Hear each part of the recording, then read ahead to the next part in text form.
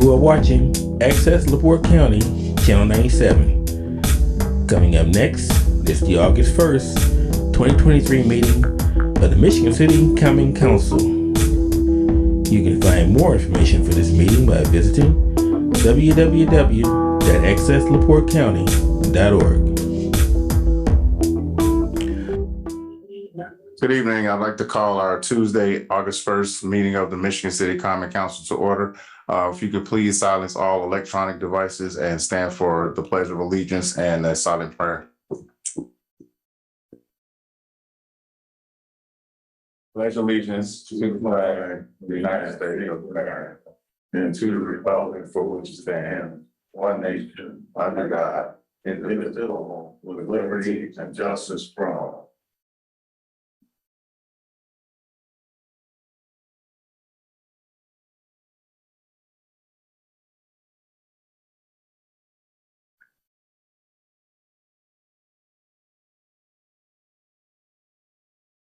Mr. Nyla, on the roll call, please. Mr. Dabney. Present. Mr. Fitzpatrick. Present. Mr. Matt. Ms. Deitch. Mr. Don Prespolinski. Present. Mr. Paul Prespolinski. Here. Mr. Simmons. Present. Ms. Jagus. Present. And Ms. Toth. Present. We have 8 present and 1 absent. Okay, we have a quorum. Miss Councilwoman Deitch did make me aware of her absence this evening. Next up, approval of the minutes. Motion to approve. Second. We have a motion by Councilman Don Prespolinski and seconded by Councilman Paul Prespolinski. Ms. Nyla, on the vote, please. Mr. Dabney. Aye. Mr. Fitzpatrick. Aye. Mr. Matt. Aye. Mr. Don Prespolinski. Aye. Mr. Simmons. Aye. Ms. Jagus. Aye. Mr. Paul Prespolinski. Aye. and Ms. Toth. Aye. We have 8 in favor and no one opposed.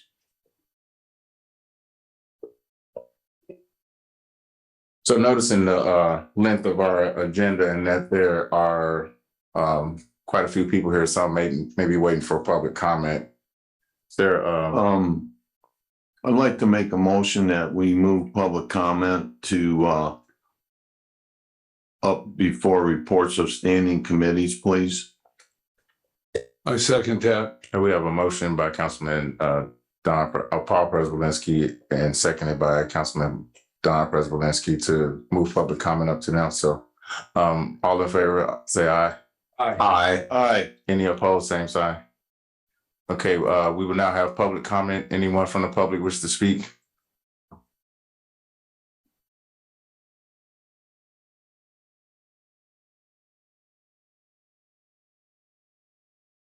Please state your name and address for the record, please. Good evening, everyone. My name is Winston Jones. Y'all get that clearly. I'm a director of sustainability at Urban Efficiency Group and a current resident of Michigan City, Indiana. I'm here on behalf of Beverly McMartin, Duke Hall Construction Company, the only Black female construction general contractor in the LaPorte County and Lake County area. Overall, I'm here to comment on the double track and the building and everything that we just talked about in the meeting before this. Ultimately, I have a couple of questions and concerns as a resident, one as a sustainability architect, but also as a Northwest Indiana region rat. I deeply care about the community and have always been investing in community development and advocacy. So I didn't hear a lot of information or contacts or communication about the development going on. There wasn't a lot of opportunities for us to comment on Clarity and Collins developments and that building of itself. I have a few questions specifically about them reaching out to general contractors in the area. Have they reached out to any African-American or minority contractors in the area? Other questions around that opportunity involve questions about the Justice 40 and all the federal funding opportunities that exist in development in low to moderate income areas. Understanding that building, they said the average income that a resident would need to rent in those properties has to be north of $50K. I'm doing very well off and I still can't afford to live in that community and in those apartments when they get there. So, just a lot of general concerns. Again, I'm here to represent Beverly McMartin. So in terms of community development, when do those dollars actually get to the residents, to the business owners? How do we actually think sustainably when bringing in outside communities, outside contractors, outside entities to come and build for our community? There's just so many different things that have been going on in my mind as I heard about their presentation. You know, this 12-story building with all these great amenities. I need them to be sure that they're incorporating energy efficiency and things that will be sustainable for the future. So that's a beautiful skyline rooftop, but we should have solar implemented in there. So just talking about all the opportunities that exist within this building opportunity and not necessarily looking towards workforce development as far as our carpenters. I love your comments earlier about making sure that we get the U.S. Steel and unions involved in that project. But more importantly, we need our Michigan City residents, our Gary, Indiana residents, all of our Lake and Porty County residents to be a part of that development and to reap from those benefits as well. So I know that was a lot, definitely have a lot of conversations that we need to have, but I did want to pass along you all's information to Beverly McMartin. We actually started a Midwest Minority Consortium for Alternative Energy Solutions. We're all about economic development, awareness, and creating education opportunities so that we can actually seize everything that's coming in the energy revolution, but also empower our next generation to be more intentional and mindful about the opportunity that exists. So I don't know how much time I have, but I knew I had a lot to say. I have more cards for Ms. Beverly McMartin. Please reach out to us as we look forward in that development opportunity. And again, being from Gary, Indiana, just knowing how things work, we got to be more intentional about giving back to our community, bringing our community residents, bringing our business owners, contractors, and developers into these conversations, especially when outsiders come in. So thank you. Thank you. Tommy Kulavic, 1316 Ohio Street. First of all, I want everybody to wish my mother a happy birthday. Tomorrow is going to be her 80th birthday. Thanks, Mom, for giving birth to me, and we're happy to still have you on this side of the side. I love you very much. We've been through a lot together over the years. I want to also recognize August 9th is the first day of school for the Michigan City area schools. Let's everybody be aware of the school bus arm and a little complaining to do. We still haven't even close to reconstructing Paz Road from the Cleveland Avenue extension to Johnson Road.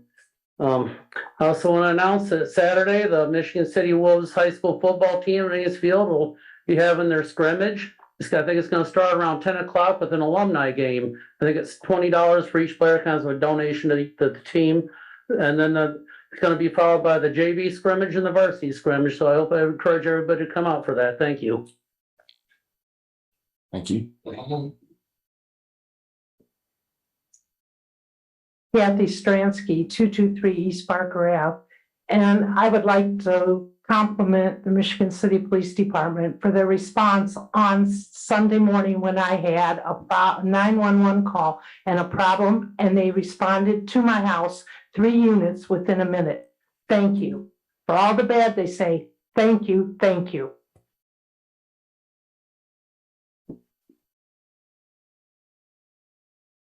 Ernie Hollahan, 302 Gladys Street. I did want to comment on the bad weather we've had recently.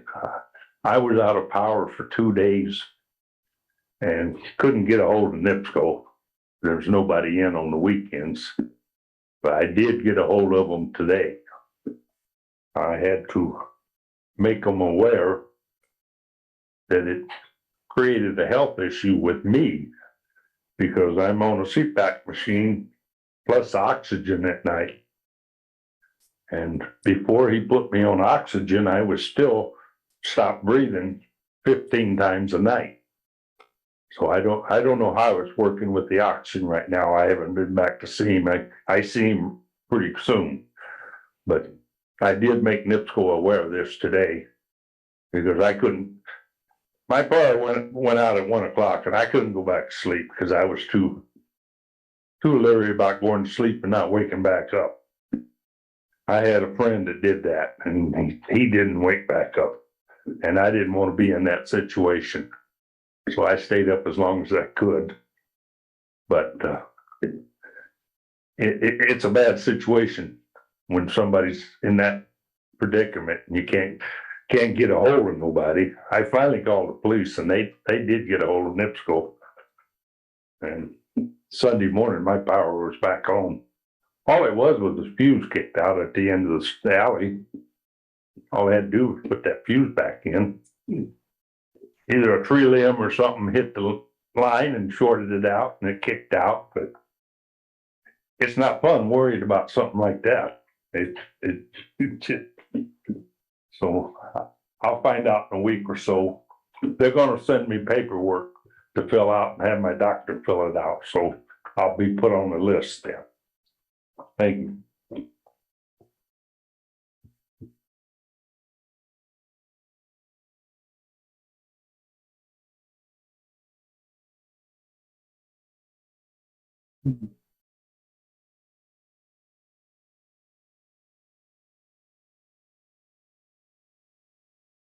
I thought you were coming for the comment. Any other from public comment?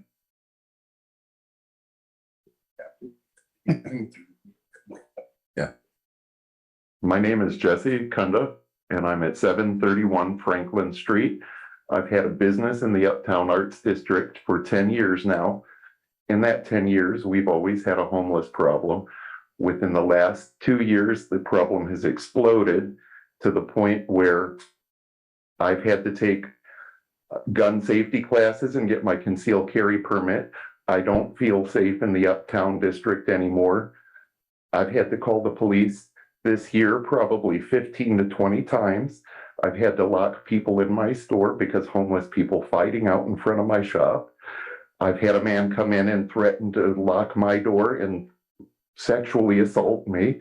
I've had razor blades pulled on me, knives pulled on me from homeless people that are mad because I shoo them off. They're not good for the business. You know, today was the first day in 10 years that we haven't had homeless people camped outside on the corner of Franklin and 8th doing drugs. They urinate and defecate in the doorways of the stores. They shoot up. You see them with the needles. They go and pass out in back of Station 801 in the farmers market parking lot. They smoke drugs on foil and sit and rock it back and forth on the picnic tables. They're aggressive. The heroin addict will come up to people and scream and yell and threaten and get aggressive with you if you don't give him money. There's also a lady, she does prostitution in the church parking lot back there. You know, like it's running off the customers. My business is being affected by it. My customers from Union Pier and places, they're not going to come back to Michigan City anymore. Something needs to be done. Was removing the benches downtown the right thing? Probably not. There's got to be a better way. The police, when I call them all the time, they say that I need to get the city council to enact some ordinances. There's nothing for them to enforce. I'm stuck. What can I do? You know, I have people trying to assault me, people affecting my business, and there's nothing they can do. We have no camping laws. We have no loitering laws. We have no panhandling laws. And it's getting worse and worse. All of these communities are sending their homeless people here because we have so many resources. Like, what can I do as a business owner in the downtown so I don't have to spray my doorway for urine and feces? I don't have to pick up needles. I'm picking up needles all over. What can I do? What can the city do? If nothing gets done, I'm going to be out of business. The guy that owns my building is selling every property in his Michigan City portfolio. If my building sells, I may be gone. And then what? Where do I go? You know, like, granted, I'm not anti-homeless. I think it's terrible that those people are in those situations, and it's more of an addiction and a mental health issue that needs to be addressed. Somebody needs to step up to the plate and do something. Be it the city council, the mayor, somebody. The police can't do anything. We need somebody to do something, or all the businesses in the uptown, they're going to be gone. Because nobody's gonna wanna come down there and shop and be bothered and have their cars beat on and people pooping on their cars. You know, a lady sat and squatted on a lady's car and pooped on it and then picked it up and walked away with it.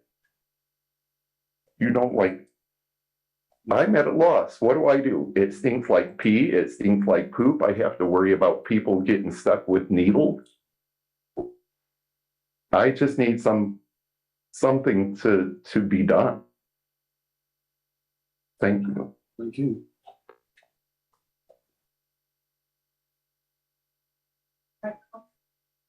Yes.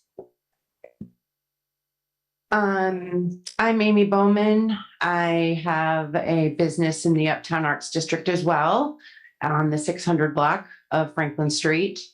I was pretty upset to see the benches were removed as well. I saw Nora's post on Facebook regarding the farmers market benches being cleared for some reason. And then when I got to my shop, I saw that our benches were missing as well. I do not think that's the answer. We definitely have had a problem. Jesse's right. I'm definitely here to reinforce that message. I too have been a business owner since 2016. Actually, 2015 is when I moved in down there. And I have seen quite a bit as well. I've seen a lot before this train,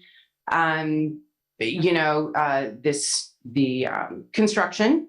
So we had a different homeless situation before that. The one that we currently have is a lot of our locals. I know Ray, who is one of our fellows that walks the streets.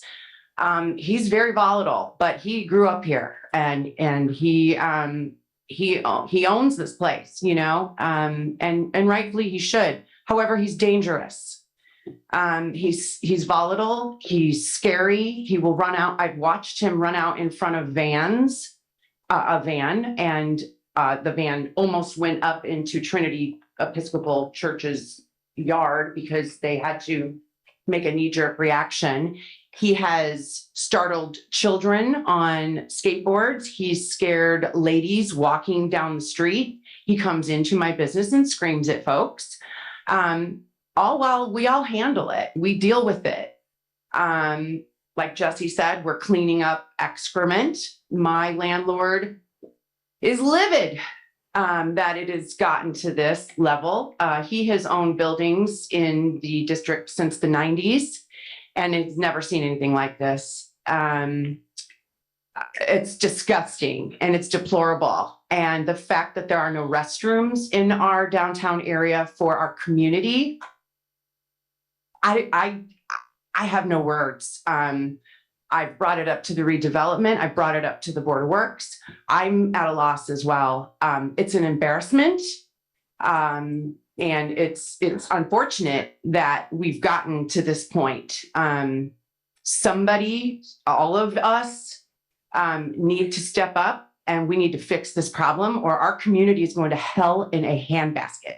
We have the biggest Grand Prix, Great Lakes Grand Prix coming up this weekend. We have a block party where we're inviting all of the community and every kind of community to come down and see us.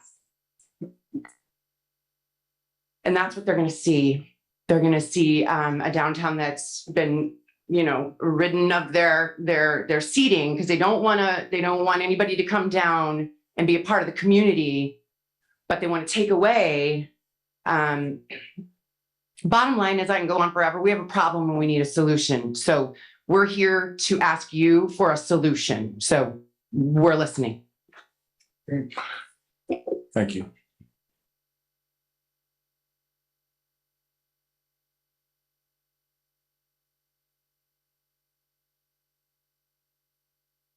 Good evening, Mr. President and council members. My name is Michael Kilborn. I live at 907 Washington Street and here in Michigan City. And I want to talk about the benches for a moment. I was homeless for 26 years. I grew up that way. And in November, it'll be 20 years since I was homeless. I didn't come out of homelessness by, well, let me back up a little bit. I know how it feels to be marginalized. And I didn't come out of homelessness by the community marginalizing me more. I came out of homelessness with resources and programming and help from the community. This was in Kalamazoo, Michigan. I've been here, LaPorte in Michigan City for about 12 years. Today, I'm a homeless outreach worker. I'm not representing my organization here tonight, so I would just say I'm a homeless outreach worker. And I work with the police department, Jocelyn, the police social worker, Marty Corley, Dwayne Hurt, the chaplain. We go out to the Uptown Arts District, and we talk to the people and build relationships and try to get an understanding of what resources they're going to need. This just started happening recently. The mayor has been, I thought he had been supportive of the efforts that we were making.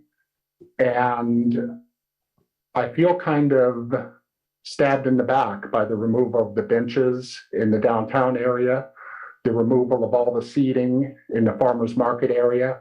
I understand that most, if not all of you, had any idea that this was going to happen or that it had happened until after the fact. I would like to see the benches put back. When we did the Pledge of Allegiance, part of the text is justice for all. And I'm not sure that everybody in this community believes that. And I'm not putting myself above anybody else, but I think that we need to get back to that. We need to be a welcoming community with resources for people. It's a myth that other cities are busing their people to Michigan City. You can't get into shelter or Keys to Hope unless you have a local identification card or driver's license. So if people are coming here, they're not able to come here for those resources. So I just wanted to make the statement that it feels really bad to be a part of a community that has taken away the benches for the most marginalized and the most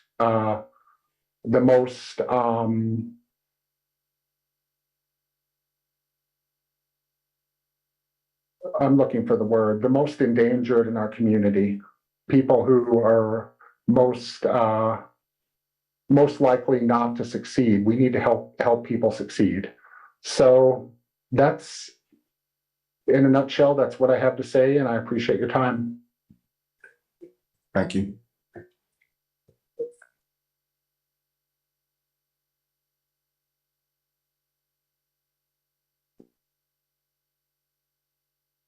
Hello, my name is Corey Newsom, and I'm homeless. All right. I understand what Jesse's saying about the whole situation downtown. There's feces and pee and all that stuff going on. But I would also want to speak on behalf of the homeless population. Okay, there's trouble, one bad apple spoils a whole bunch. Well, there's trouble in the homeless population. Not all the homeless people are peeing and pooping down. And that is a huge problem because I'm cleaning up after the homeless myself because I'm homeless, you know what I mean? More like an image thing, you know what I mean? I don't want to come down on me. But removing the benches, I don't believe that's going to help anybody. You're still going to have the homeless sleeping in the grass. Still going to have the homeless putting the trash everywhere. Still going to have the homeless pooping and peeing everywhere.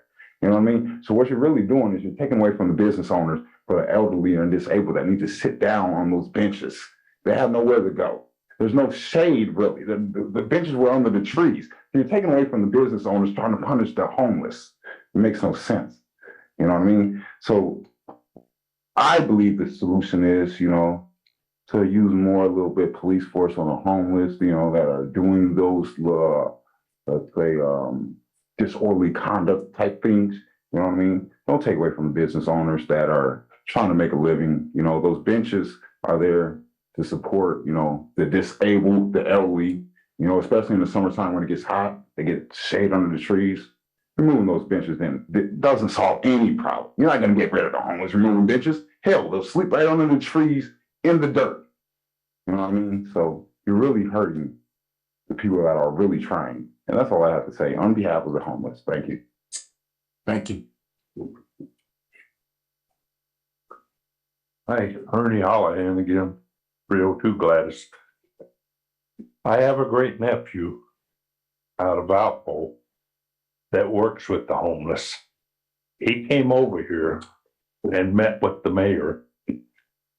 I'm guessing it was probably last year. I don't remember exact date, but he tried to help the homeless here. You can only help who wants to be helped. He can't push them into doing something. They have to be willing to be helped themselves. There is help for them. I know he does it every day. That's his living. So he did speak with Mayor Perry and tried to explain to him what needs to be done.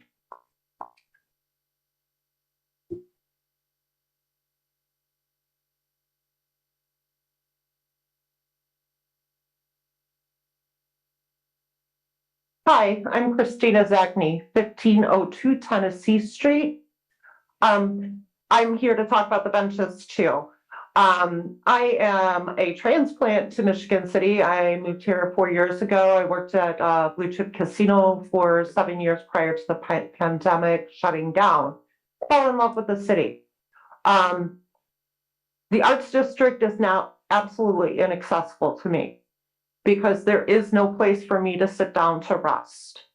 As a physically disabled adult, I have to be able to have a place to sit down and rest. So it is inaccessible to me. It's inaccessible to elderly that need to sit down, to nursing mothers, to parents of small children. I have a grandson that is 4 years old and nonverbal autistic with a 3-year-old granddaughter. And if my daughter and son-in-law, who also live with me, were to go down to the Arts District, they would need those benches to sit down to calm him down because he has fits when he gets upset. There's got to be another solution. There's got to be outreach programs that we can use, but disenfranchising an entire community is not the way. Thank you. Thank you.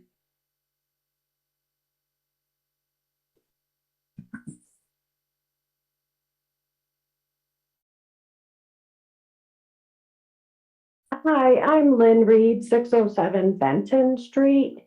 And before I forget, is the mayor here today? I've never gone to one of these meetings. Shouldn't he be at the meetings? I'm just asking. I thought he should be here. Does he have a Facebook page or anything? Because I want to know what he stands for. I do vote, but I didn't vote for him in the last election, so I'm kind of stuck with you, which is fine. But I'd like to know what he is doing, what he plans on doing. Okay, as I'm driving around my 16-year-old daughter, she's getting her driver's license, so we're out and about quite a bit more. I'm concerned. My rent is going up. I'm a single parent. I get no child support. He's over 50 grand in arrears. Can't find him. Government doesn't care. How am I going to afford to live here when the people that are moving into these new businesses because of the double track, that's going to raise the price, and then I'm not going to be able to live on the lake anymore. So I'm going to have to move to Winnemac, I'm assuming, or somewhere out like that to be able to afford, but there's no jobs out there. So where do I go? Also, the panhandlers are, yes, they are coming out in front of the car. The one gal called us bitches because we wouldn't give her any money. That's embarrassing. And she's my age. Get a job. And then more one-way signs in Washington Park. There's a lot of car accidents. And I guess that's it. I mean, but we got to get rid of, and I'm worried about the benches too, but they got that covered. So thank you.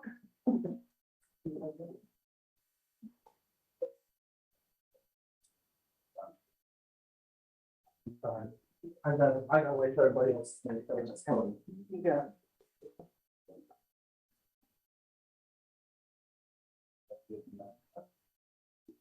Hello, City Council, community members. My name is Nora Rizka. I live at 120 DeWolf Street. A week ago, Saturday, I went to the farmer's market with my family, and my stepmother, who's recently had a stroke, was unable to stand in the sun. And so she went over and sat down on the benches. And my children and my niece joined her, and we stayed there for 2 hours.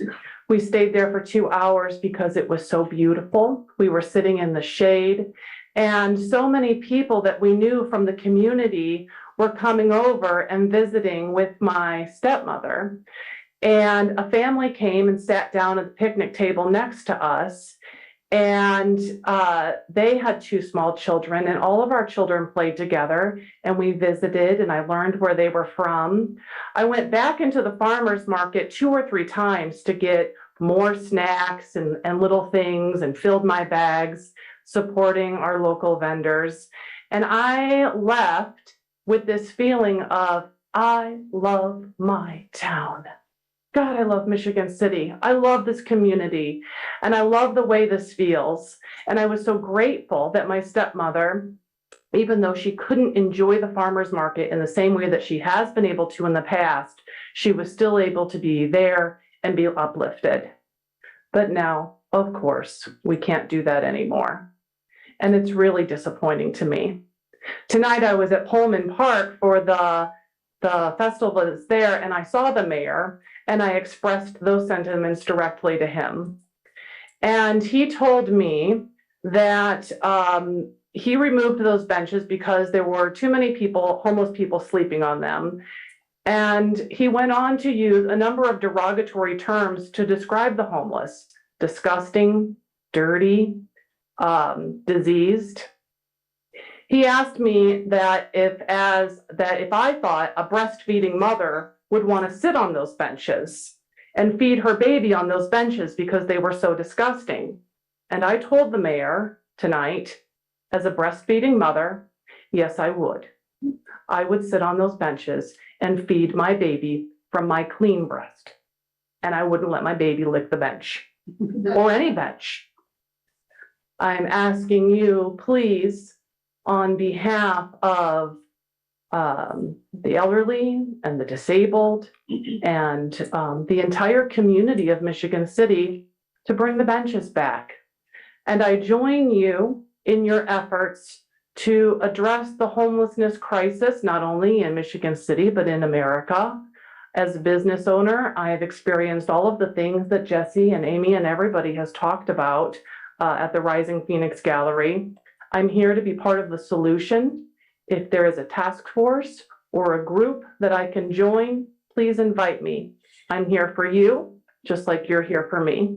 Thank you very much.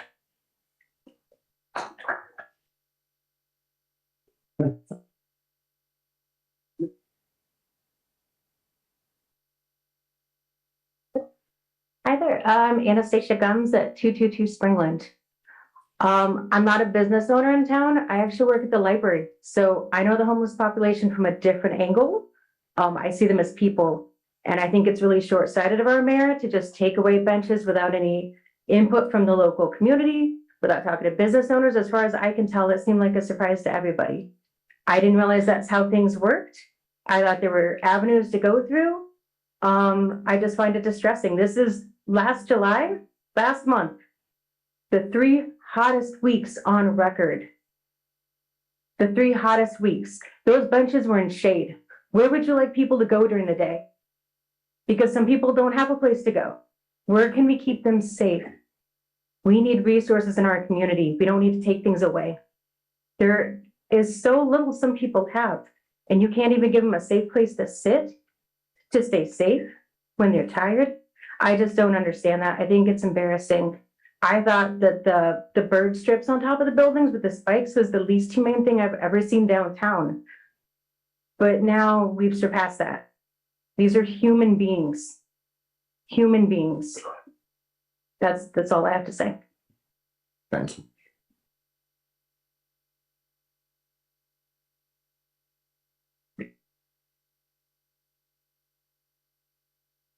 Angela Hensman, 237 Leo Avenue. I just want to echo what everyone else is saying. Homelessness in our community is a problem. And maybe this is what we needed to highlight that problem so we can focus on the solution. Maybe we need a task force or a committee that will start to brainstorm solutions forward, because this is not the solution. And dehumanizing the homeless community is not the solution. I will say tonight that 4 short years ago, I was homeless. And I found out real fast that there are no resources. Everything was waitlisted. There was no help. And it wasn't because I did something wrong or something I deserved. It was a bad relationship. And I found myself in a situation I never thought I would find myself in. Sleeping in hotels and cars and wherever I could find. Do you know what we have to realize is that homelessness could be any one of us at any time. One lost job, a lot of these people would have never, ever seen themselves in this situation. And yes, sometimes it's substance abuse and sometimes it's mental health issues. And we have to find solutions for those, but we cannot keep blaming people for these things. We as a community have to come together and find the solutions. As the party chair for the LaPorte County Democratic Party, I want to be a part of that solution as well, as so many who have come out tonight are willing to say, put the benches back for all of our community, and then let us come together and start figuring out what kind of ordinances we need and what kind of resources we can bring to the table. Thank you. Thank you.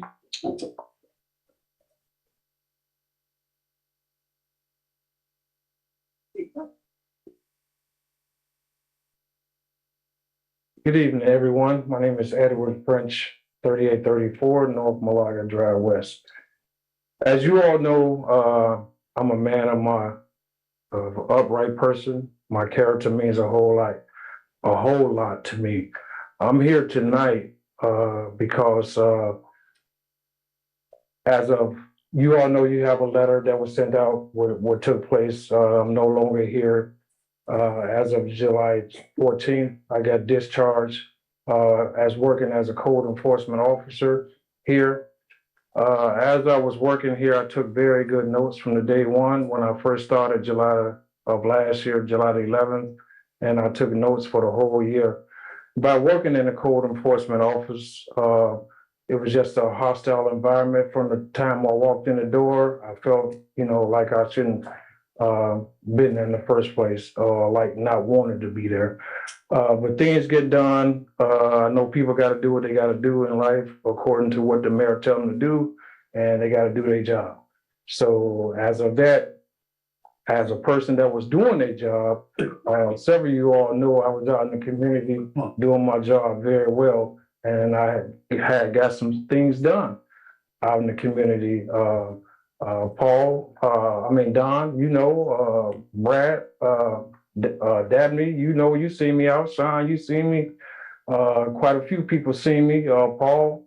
And I just wanted to make sure that I did what I was supposed to do as a code enforcement officer and make sure when the mayor acts to clean the city up and to make sure that we do the right thing for the residents and the homeowners to obey the ordinances. That's what I did. And I wrote citations for that. But if the mayor have friends and want me to dismiss some tickets, then hey, I did what I did. I wrote the tickets. So if you want me to get mad about that or discharge me about what I done, I just did my job to the best ability that I did. I'm not a perfect person, but I came every day to do the best I can do. Going forward, I would just like for you all as the council people to make sure that whoever comes behind me to work in that office get treated the same way like everybody else. Thank you. Thank you.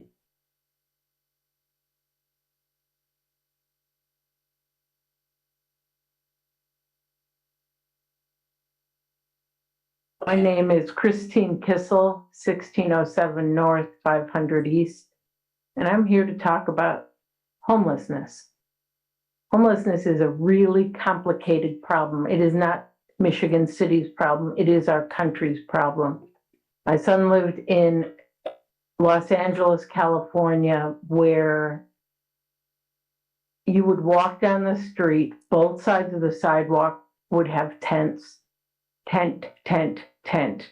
Women, children, dogs, men, women, drug addicts, alcoholics, mentally ill, normal people, people that lost their homes, people that lost their jobs, people that couldn't afford to live in California because they were priced out of housing.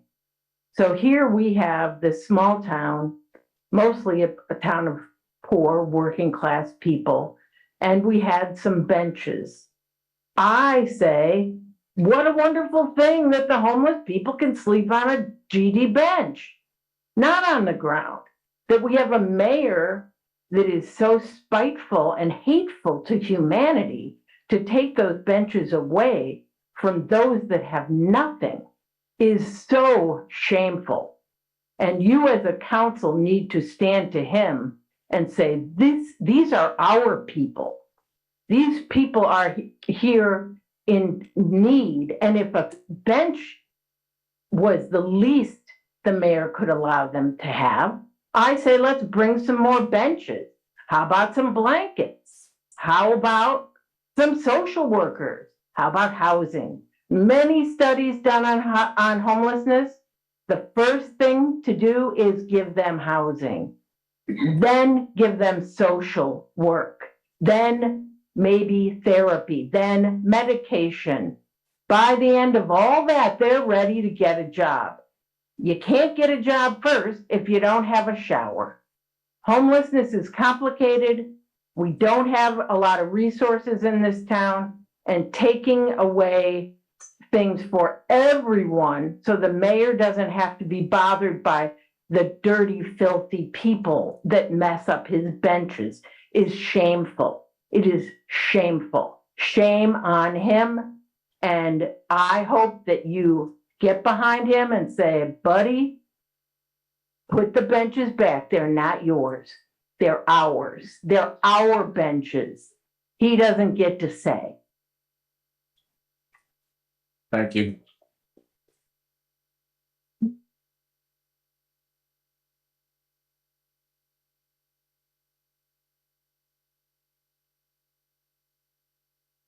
Good evening, gentlemen, and ladies.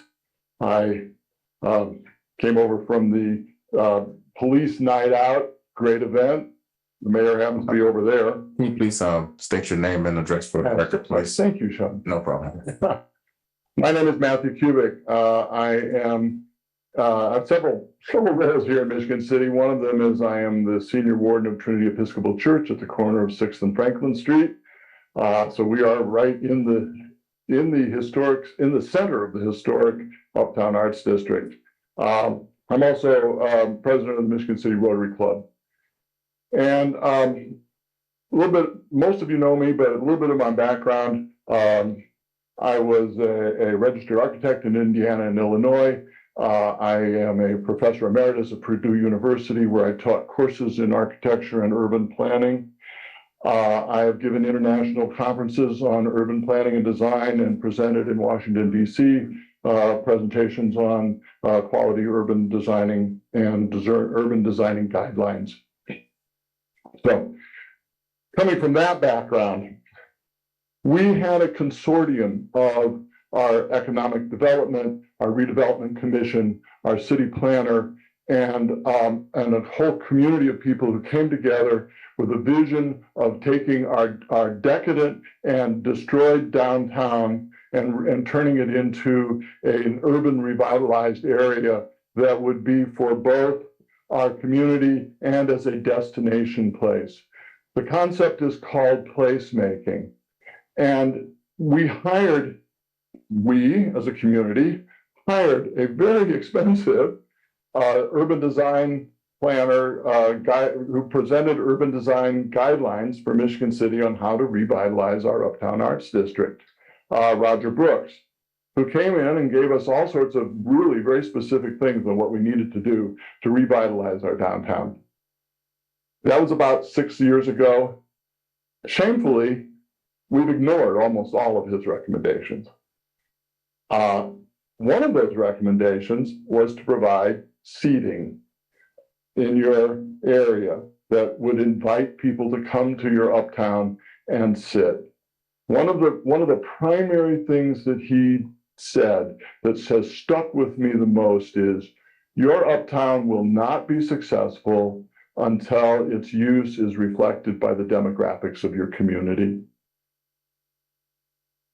What's happened in the last week is a complete stepping backwards in the development of our urban core, of our historic urban core. It is making it not only unlivable for those who visit our downtown on a daily basis, but to all of our visitors. It is unwelcoming. It is a step backwards in terms of creating that destination place that we want for both our visitors and our community members.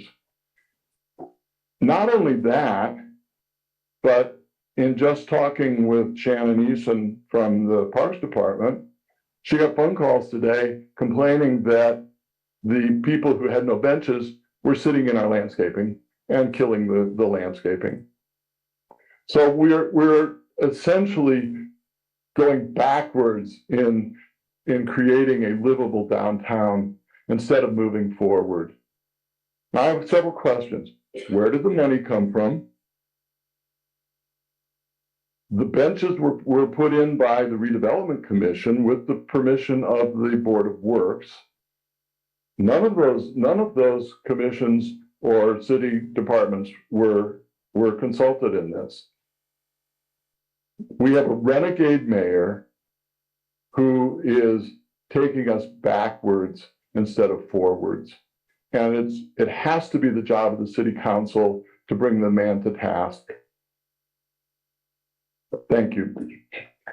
Thank you.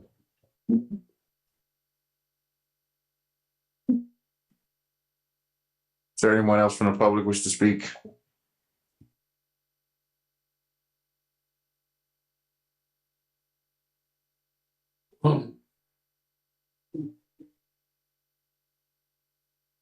Hi, Ashley Williams, 401 First Street. Usually I'm coming up to y'all talking about coal ash. Tonight I'm going to be talking about the benches, knowing that it's much more than just simply the removal of the benches. The removal of the benches feels like an act of erasure against an entire class of people in our city. These are elders, these are differentially abled folks, these are mothers, these are fathers. They are folks that we know, and these are human beings. They deserve the dignity of having a safe place to rest, to sit, to do what they want to do. This act of the removal of the benches only perpetuates the shame and stigma and separateness. This message sends to everyone else that the city is attempting to bury this issue, the issue of homelessness that really overnight in the name of tourism and anyone inconvenienced by the plight of humans in the city, because God forbid anyone at the boat races is convenienced by that. This is not the community I know. Michigan City is supposed to be a welcoming city, a city that puts solutions first and rises up to face the challenges of today head on. This is not something that will ever be solved by stripping sidewalks of these benches. It isn't something that will perish when the boats leave town, when Chicago tourists go and leave their summer homes. It is an issue that we as Michigan City, those who work and live here 24/7, have to engage with. And that means starting with a meaningful dialogue and talking about meeting it with the utmost empathy and care in our hearts. And that is contrary to exactly what's happening. with the removal of these benches. That's why I'm requesting for the reinstatement of them. And not only that, as everyone has said, is that we really need to talk about the establishment of something so meaningful solutions like an advisory group, like a task force, so we can approach homelessness with the recognition that it takes a holistic approach, that it needs and necessitates great time and care and attention and thoughtfulness, right? This is not going to happen within the cloak of night and the removal of benches. I think about my dear late friend, Eric Tannenhill, and how we need to honor his legacy as a public servant and an advocate of our city's most vulnerable. And this is not something, this is not it. This is not what Eric would have wanted. And it's something that we really need to stand against. And we're asking, as you heard from all of us in this room, for the mayor to rectify his actions, that you as a council stand with us on that. Start with the reinstatement and let's talk. Let's really, again, inviting you to a meaningful dialogue and making sure that y'all do your due diligence. So thank you so much. Thank you.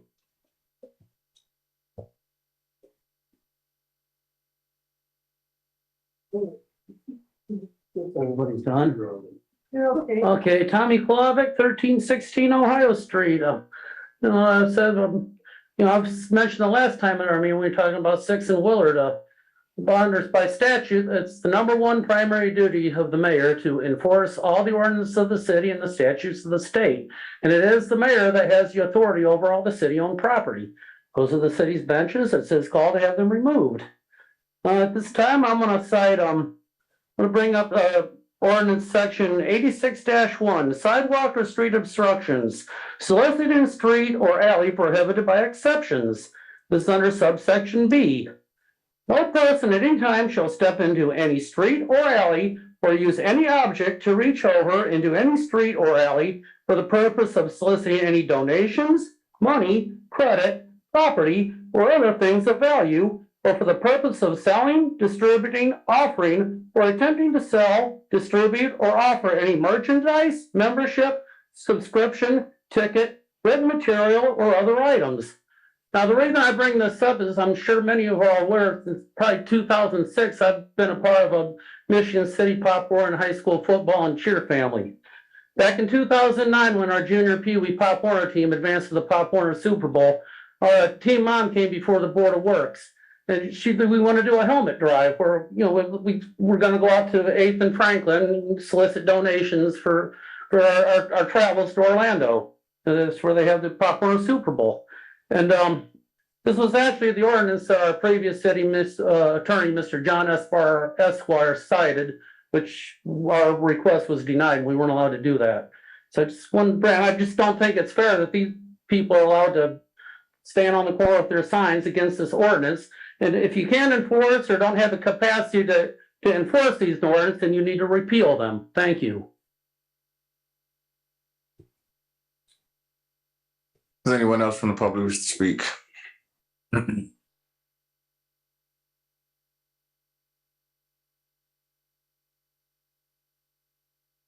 Barrett Taylor, Michigan City Fire Department. I just want to jump ahead real quick if I could, because of a scheduling issue with my family. I may not be here when this ordinance comes up for its first reading. But the fire department, the union, along with fire chief, has gotten with Ms. Deitch to, we want to look to amend part of our fire ordinance, the fire mayor ordinance. 54-156 has to do with final rating of the new applicants once they go through all the testing and whatnot. Without getting too deep into it, I'm sure you all may have gotten the letter that we sent in detailing what we're wanting to do and the changes we want to make. And really what we're trying to do is expand our applicant pool and get more qualified candidates, which will not only help the department and the city, but can also actually save the city money in the long run, depending on what, you'll read, you'll see with what maybe qualifications they have when they come on already.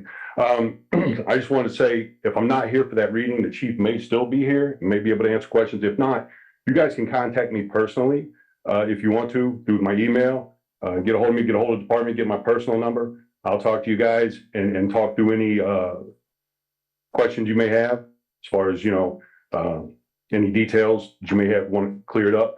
If not, I'll definitely be here for the next meeting. Speak on it again if I need to. Really, that's all I was saying was reaching out. If you got any questions, please contact me. I'll be more than glad to answer. Thank you. Thank you. Does anyone else from the public wish to speak? Does anyone else from the public wish to speak? Okay, public comment is closed. Okay, reports of standing committees.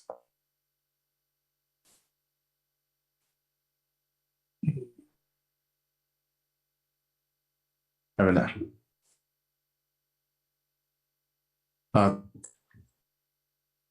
I guess the tax abatement committee did meet yesterday evening in regards to the current upcoming tax abatements. And real quick, I think Mr. Hulse from the Economic Development Commission is here.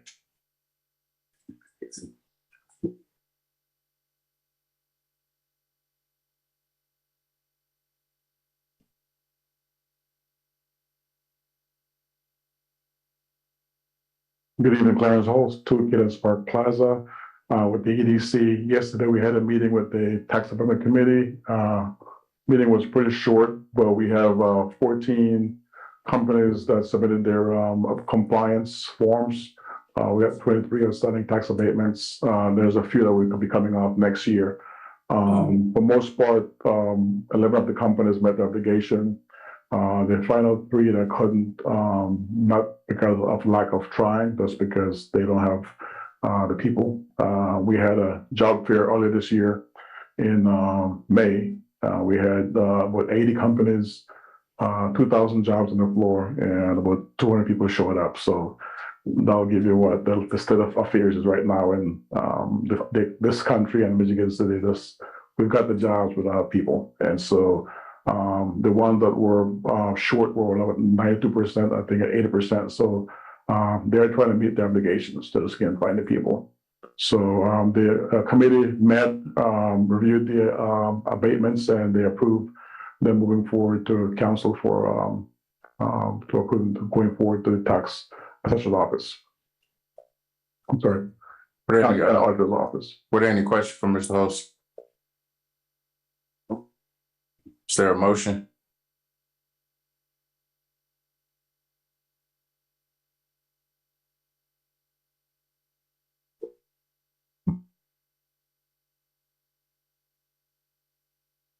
I move to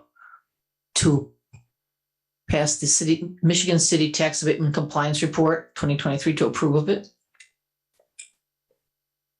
Support. Okay, we have a motion by Councilwoman Hughes and a second by Councilman Simmons. Would that be all we need for the motion? You guys got to vote to move it forward, and then after the meeting, you'll be meeting with the city clerk to sign them, the CF ones, and then those go to the tax assessor's office, I guess it is, or tax auditor's office, who then will spend the next few months. Yes. Okay. So we do need a vote. Yeah, a vote needs to be taken. Okay, so Ms. Nyla on the vote, please. Mr. Fitzpatrick, Aye.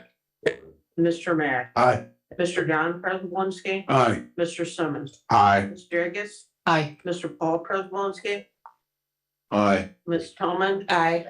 and Mr. Daffy. Aye. We have 8 in favor and no one opposed. Okay, thank you, Ms. Nyla. Any other standing committees? Finance Committee? Thank you, Mr. President. The Michigan City Finance Committee did not meet on this evening. Claims docket for August 1st, 2023, fund number 2235, Riverboat Claims, $0, EFT, $0. Fund number 2504, Boyd Development, $100,000. EFT, $0. Total claims, $100,000. And those were for MC Economic Development Corporation. Also, the City of Michigan City Riverboat Statement of Cash Position, fiscal year to date, July 18th, 2023. Unexpended balance is $6,265,928.14. Thank you, Councilwoman. Okay, claims docket, August 1st, 2023, Fund 2235, Riverboat Claim 0, EFT 0. Fund 2504, Void Development in the amount of 100,000, EFT 0, for total claims of $100,000. Is there a motion? Motion to approve. Support. Have a motion to approve by Councilman Dabney and seconded by Councilman Simmons. Ms. Nyla, on the vote, please. Mr. Matt, Aye. Mr. John Prespolinski, Aye. Mr. Simmons, Aye. Ms. Jagus, Aye. Mr. Paul Prespolinski, Aye. Ms. Tillman, Aye. Mr. Dabney, Aye. and Mr. Fitzpatrick. Aye. We have 8 in favor and no one opposed. Thank you, Ms. Nyla. Reports from boards and commissions.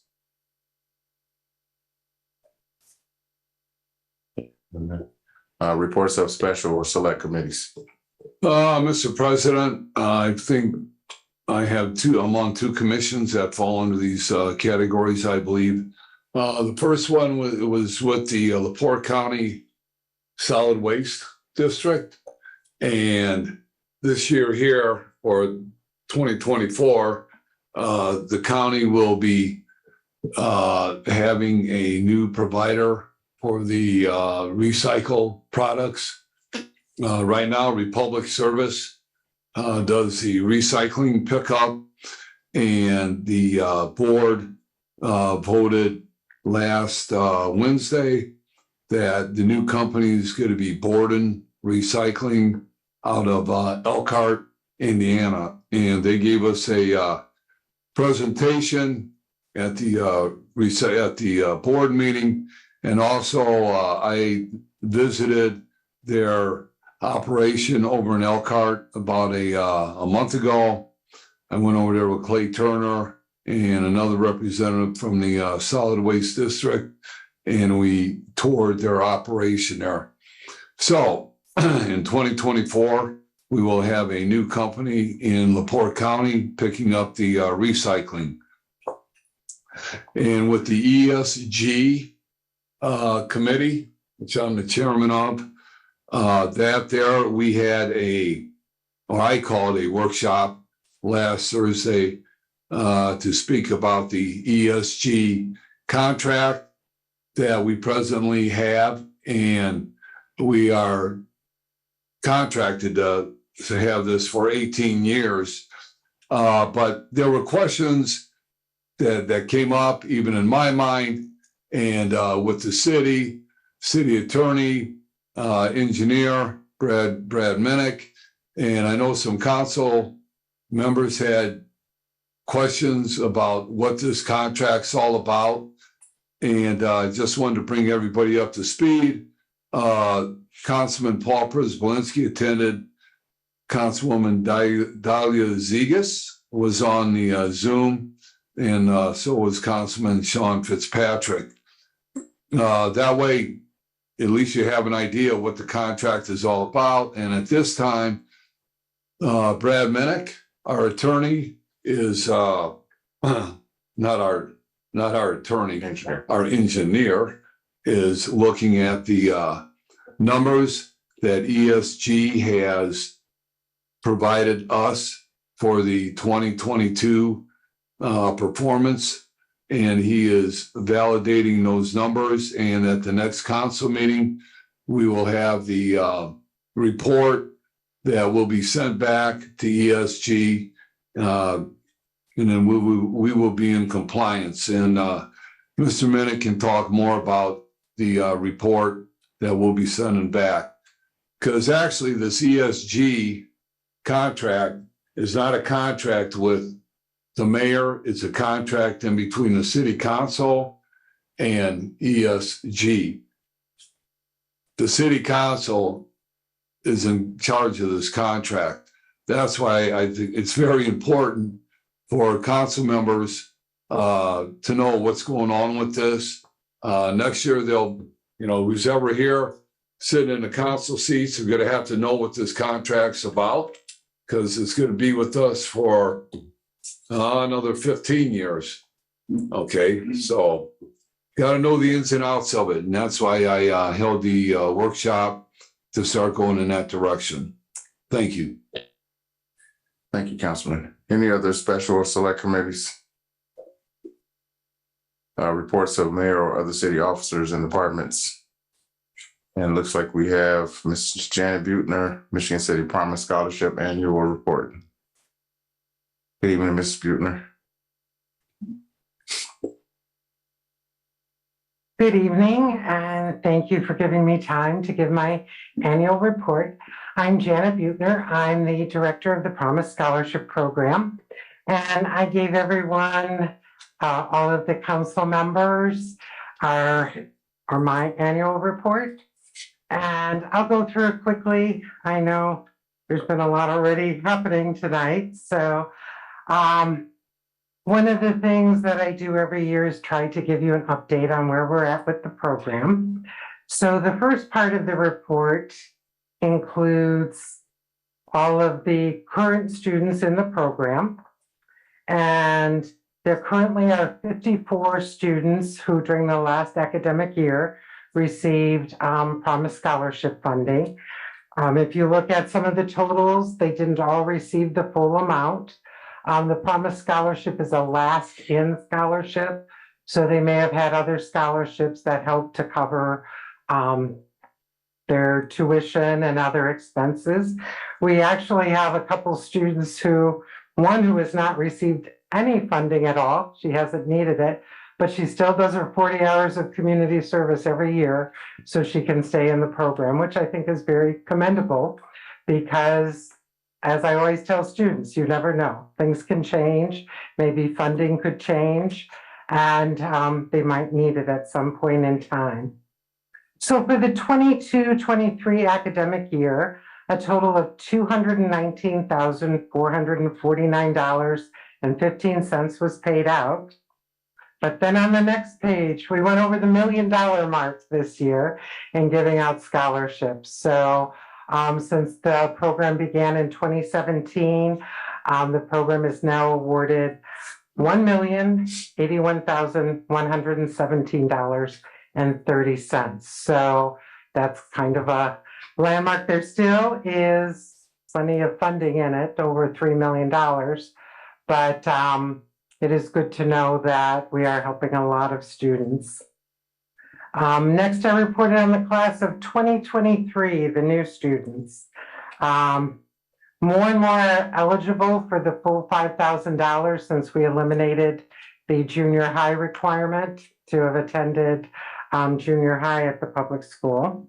So this year we have 29 students from Michigan City High School, 6 from Marquette, and a total of 26 homeowners and 9 renters. I did a little evaluation. This year, I started to meet with the students in November. Since I started, this was the first time that I was able to get in there early. COVID kind of kept me out of the schools. So in October, November, December, I started meeting with students. Of 117 students at Michigan City High School, I met in person with 97 of them, and I give them a folder. I give them all the information, all the everything they should need to be able to fill it out, plus also giving them plenty of time to get their community service finished if they haven't started on it. So 97 students met with person. There were some out of that initial 117 that qualified.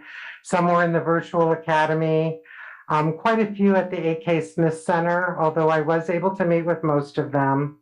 And then there were 14 students out of that 117 that were not on track to graduate. So I really did meet with almost everyone that would qualify.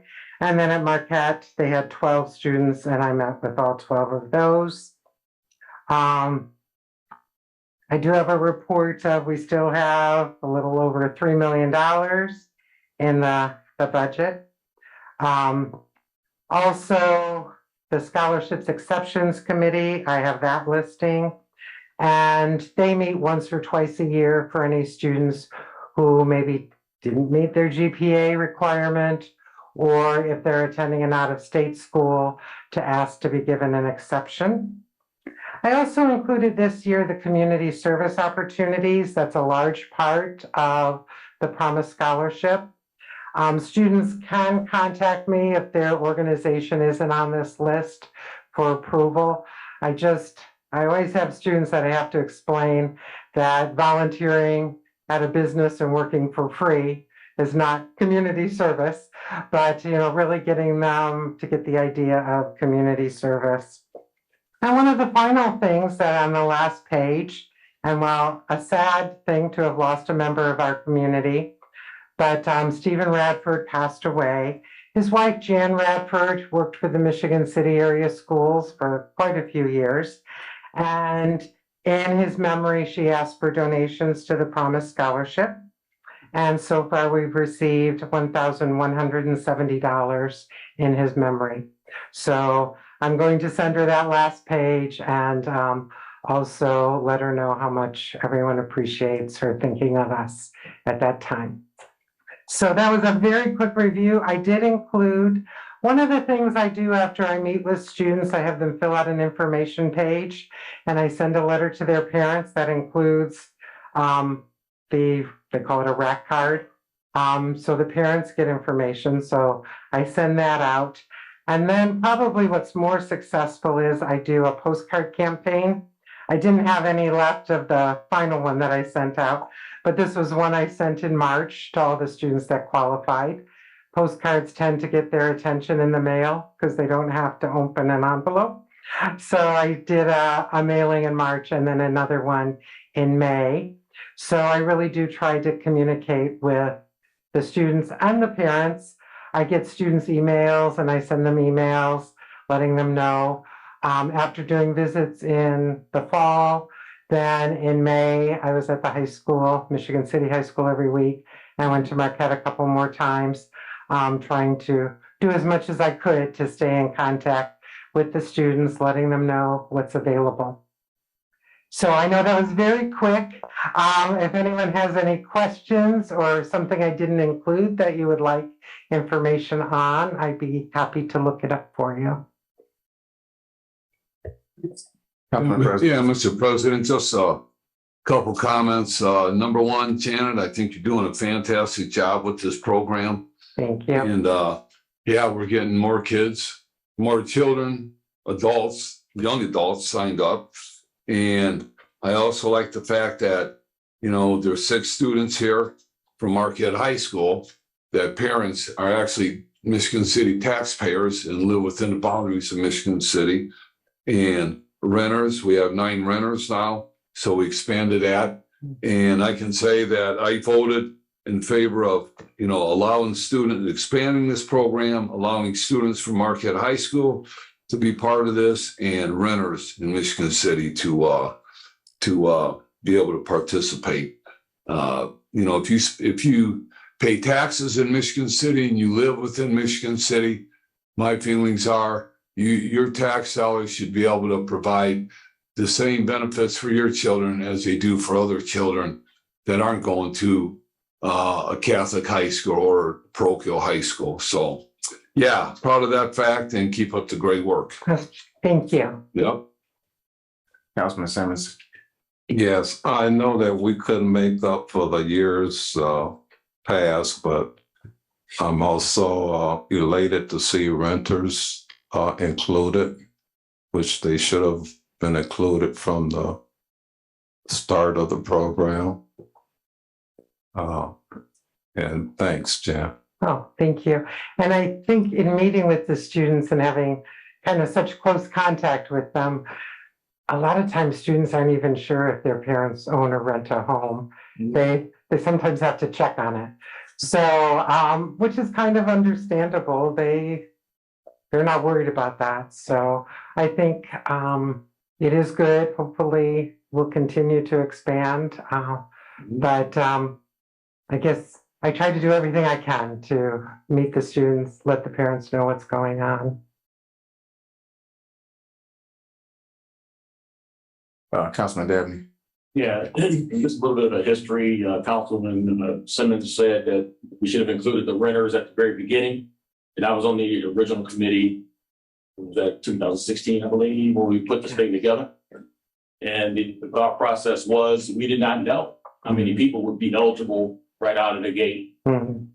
So it was set up with Ron Meir and his administration that we got on this thing. In order to do this, we decided to do the homeowners only, and then we would take a look at it down the line and then make the decision whether or not to go and move it to renters, and we did, obviously.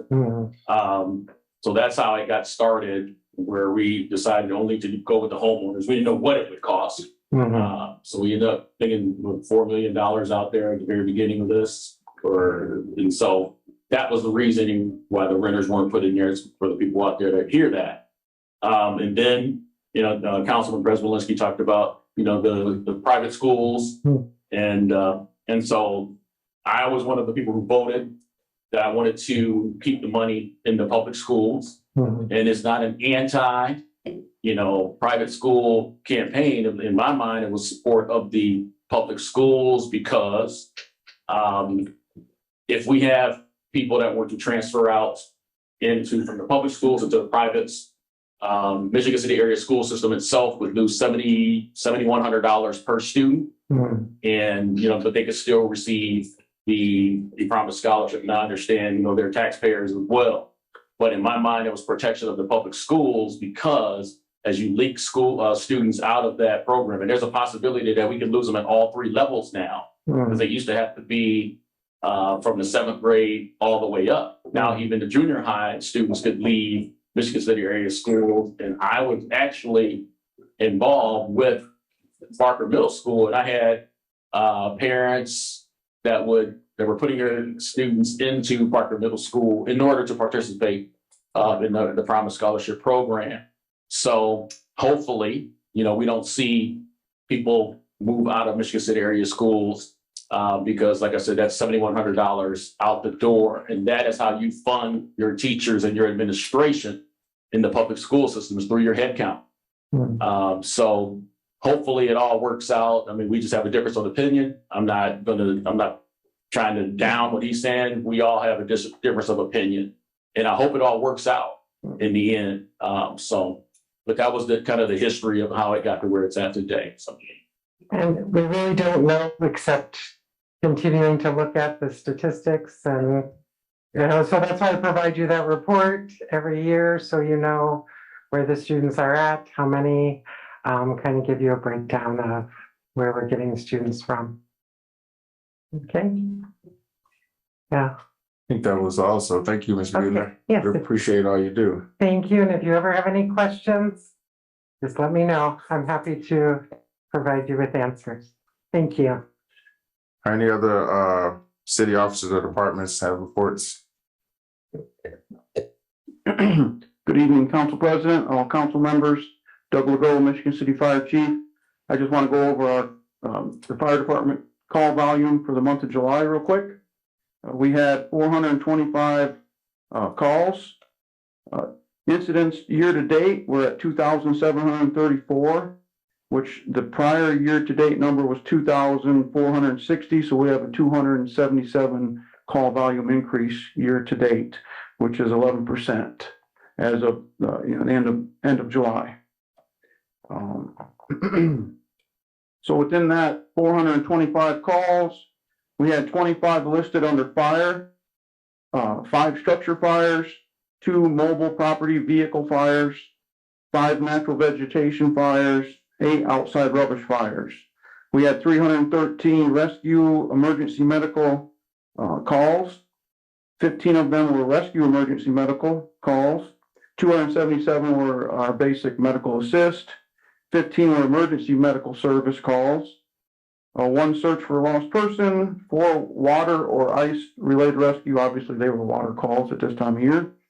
1 electrical rescue, 22 hazardous condition, no fire, combustible flammable spills and leaks were 12, 2 chemical release reaction or toxic condition, and 8 electrical wire equipment problems. Under service calls, we had 6, 1 water problem, 1 public service assistance, and 4 unauthorized burning calls. 55 good intent calls, 32 were just good intent call other, 18 dispatched and canceled en route, 4 wrong location calls, 2 steam, other gas mistaken for smoke calls, 6 false alarm or false calls, 3 system or detector malfunction, 2 unintentional sprinkler detection. We had 1 service weather and natural disaster call, 1 severe weather. I'm sorry, it's a severe weather call is what was listed under that one, and then 1 special incident type. I want to go over real quick the Narcan calls. We had 7 Narcan calls for the month of July. And year to date, we're at 46, with 4 being in January of 2023, 6 in February, 7 in March, 7 April, 3 May, 9 in June, and then, like I stated, 7 in July. So that's my report as of end of July. And anytime you guys want to meet with me on any questions at all, just contact me and set up a meeting. Thank you. Thank you. Here. We want to. Any other reports of city departments? Thank you.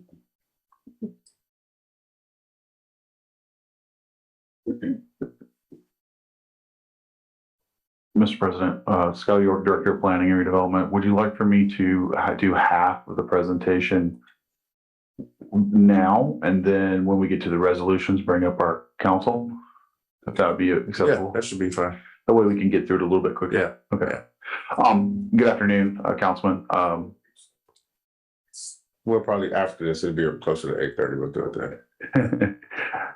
Tonight I have David Flaherty with me, as well as Mr. Brandon Bogan. I also have Mr. Randolph Rampola and Tom Everett, our bond counsel. I also have our redevelopment counsel with us as well, Mr. Adam Collins, sitting to my left. What I'm proposing that we do is we go through David Flaherty and Brandon Bogan's presentation, and then Adam can get up, and then I think we'll hold off on Randy Rampola's information until we get to the actual resolution, so it's more pertinent to that. Would that be okay? Okay. I'm going to hand the floor over to Mr. David Flaherty, and we're going to go through the presentation real quick. That's okay. Thank you, Skylar. Good evening, everyone. Very happy to be here, and thank you for coming out tonight. A little bit about Flaherty & Collins Properties. I'm the CEO of Flaherty & Collins Properties, founded the company 30 years ago with Jerry Collins. We employ approximately 450 individuals. We are an Indiana-based company. We develop around the country, but we build up properties. We own them. We manage them, and we're the developer as well. We build and hold long-term on our properties. I've only sold one in 10 years. So we're very specialized in what we do. We do urban infill, mixed use, public-private partnerships. So that's highly specialized, but what we would like to do here in Michigan City is right on point and right what we do. And we've done it not just around the country, but just in Northern Indiana alone. We've done one in Mishawaka, LaPorte, Elkhart. We've done them around Indianapolis, Southern Indiana, and then around the country as well. But this one will be very special. It'll at a high rise like this, you would have to go down to Indianapolis, and I can only think of one that's been completed in the last 30 years. So what will be happening here in Michigan City, there's nothing like it in Northern Indiana. There's hardly anything like it anywhere in the state. So it will be something we will be very proud of, and I'm sure you will be very proud of as well. A little bit on the economic impact. We're estimating based on other developments we've done and where we've had studies, an easy $200 million in economic impact during the first 5 years of the development. We track our residents, where they come from. And just the recent one we did in Mishawaka, 80% came from outside the zip code, and then 35% came from outside the state. I would expect here in Michigan City, the out-of-state may be even a higher number. And what we do find, so we're bringing new people to the community with good disposable incomes, and we find that they stay in the community once they're established here, and they wouldn't be coming here if this type of product wasn't offered. So we're bringing them here that wouldn't be here, and we're keeping them in your community to help support all the local businesses and pay their taxes and spend their money. The site, approximately 1.6 acres, currently no taxes are being generated. So we've agreed to a minimum tax of $810,000 per year. And that's not counting the sales tax that will be generated through all the materials we'll be buying. And then we'll be generating with all the new people and their incomes, new income as well. Job-wise, several hundred construction jobs, local construction jobs will be created.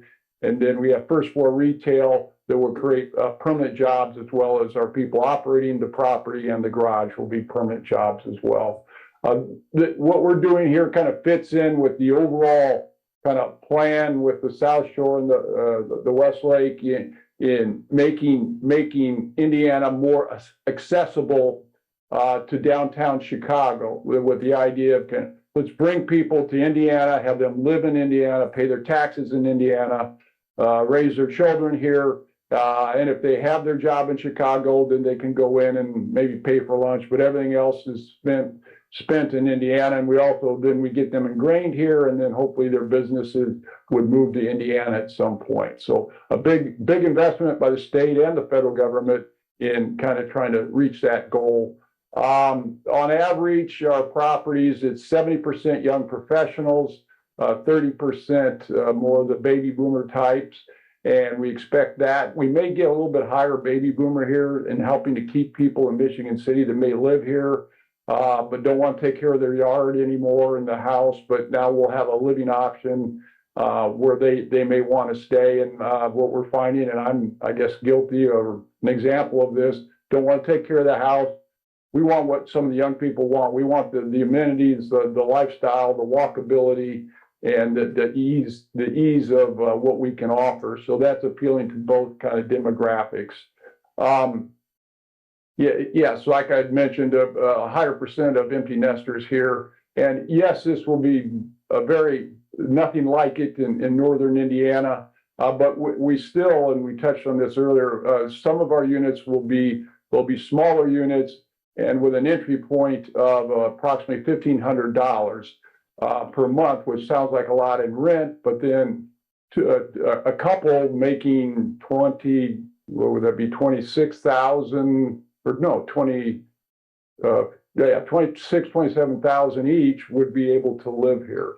So we will have very expensive units, but we'll also make it achievable for more of kind of that workforce housing. And with that, I've got my partner here, Brandon Bogan, that will talk specifically about the design. And then Brian Prince, our main partner who's running this deal, is in the process, or he is, and his wife's in the process of having their fourth baby. So I'm filling in for him tonight. Thank you. Good evening, council members. Just want to give you a little high-level vision of the property that we're looking at here.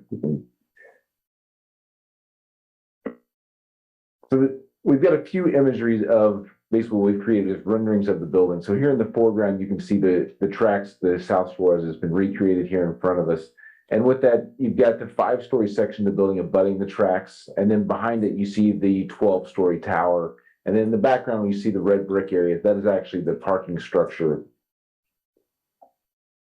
And this is a view as we spin around the building, foreground with the tracks there. And then this red brick section here is actually the parking structure, as well as the transit station. So right in the center of it, you see the historic facade of the original transit station that we're going to recreate here on the site.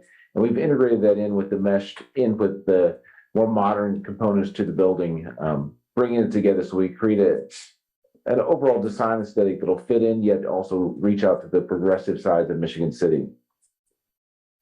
This is a view looking overhead at the building.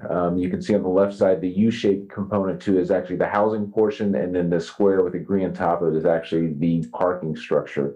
The building itself is going to be 220 full rent apartment units, and those are going to range in from studios up to 2 bedrooms. We're about 12% studios, 68% 1 bedrooms, and 20% 2 bedrooms. It's also got about 5,500 square foot of commercial space on the first floor. And then we've got the parking structure is a 500 plus space parking structure. This is kind of zooming down to the ground level there. So on the ground level of the building, you can see we've got the parking structure on the right side of the screen there with the transit station directly abutting to the platform where residents can come park their residents or public members can park their cars in the parking structure, walk straight through the transit station out to the platform. The U-shaped portion, like I mentioned, is actually the residential housing component. We do have about 5,500 square foot of commercial space that's really at the corner of the tracks and Franklin Street. And then the remainder of the Franklin Street facade is filled up with what we call our amenity spaces. That'll be our leasing spaces, community areas for the residents, fitness center, and that sort of thing. And then we also have additional residential units that kind of come around 10th Street. And then we've got a bunch of imagery of the interior of the building just to give you a little bit of a feel of what we've created within this. We've tried to take some of the tradition and history of the area, some of the componentry from the transit line, and sort of bring that into the interior of the building, but also mixing that with a modern feel to it so that it fits with the time and place. This is used as right as you enter the building. We've done things like integrating into the transit boards and creating a space that we think will be inviting to our residents and really something special for Michigan City. This again is another view of the lobby space as you enter the building. And then this is as you start to make your way through the community areas. We've got a lot of sitting areas throughout, lounge spaces, mail, all the different accommodations needed for residents within the building. This is as you pull on further through into what will be kind of a kitchenette space that flows right out into the outdoor community space. This is a view of the fitness room, one of our key amenities for the residents of the building. And this is where you jump up to the 12th floor. So this is actually what we'll call the sky deck area. And this is an outdoor terrace space that overlooking, you can actually see out to Lake Michigan from here, as well as be able to look down onto all of Franklin Street and all the historic district and all throughout Michigan City from here, which we think will be a pretty special moment on the building and for really a view of the community. And then this feeds right into our Sky Lounge up top here, which is several community spaces to interlink, which will be feeding right off of that, creating different opportunities for residents within the building to gather and create community here.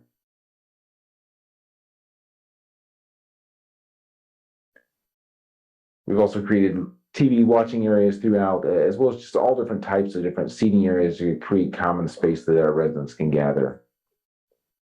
And this is a view out from the Sky Lounge where you start to see out the windows where you can see out to the sky deck and then out to the skyline of Michigan City beyond. And that's our kind of visionary view of the building we're proposing.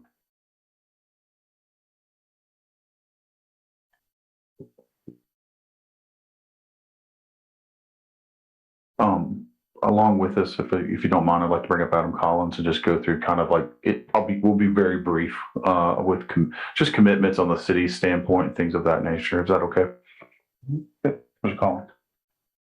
Thank you, Skylar. Councilors, my name is Adam Collins. I'm with Wallach Summers and Haas. We're a law firm out of Indianapolis, and we work with municipalities on redevelopment projects that are a little bit unique, incorporate elements like TIF and some of these other things. But the piece that Skylar asked me to talk about briefly tonight was really about the parking garage.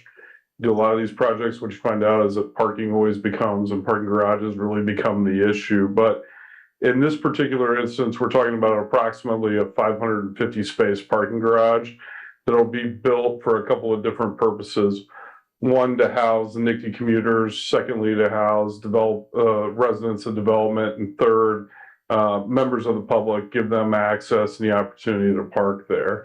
And so with a garage of this size, naturally the questions arise: who owns it, who's responsible for it, and who pays? And so that's why I just wanted to cover a little bit this evening. The first question as to ownership is relatively simple. The commission will own the project, and that's really for tax efficiency purposes. The fact that we have, for the vast majority, nonprofit users who will be using the garage, because 437 spaces of the 500 and some odd spaces are NICTE spaces in that garage. So it'll be owned by the commission during its duration. Now, responsibility for the operation falls to the developer. And so that's what makes sure you have a professionally managed garage, that someone's there making sure it's secure, safe, clean, and then repaired on an ongoing and maintained on an ongoing basis so the asset can lasts for its intended life.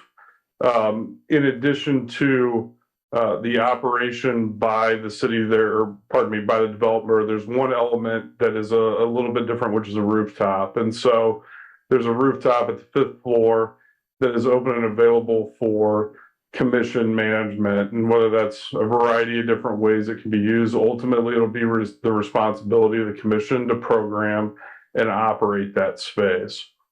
In terms of the rights that the city gets or the commission gets from this garage, it's a couple of different things. The rights to program that 5th floor rooftop space and the right to use 437 NICD spaces when not reserved for NICD users. The NICD commuter times are reserved, those spaces are reserved from 6 a.m. to 2 p.m.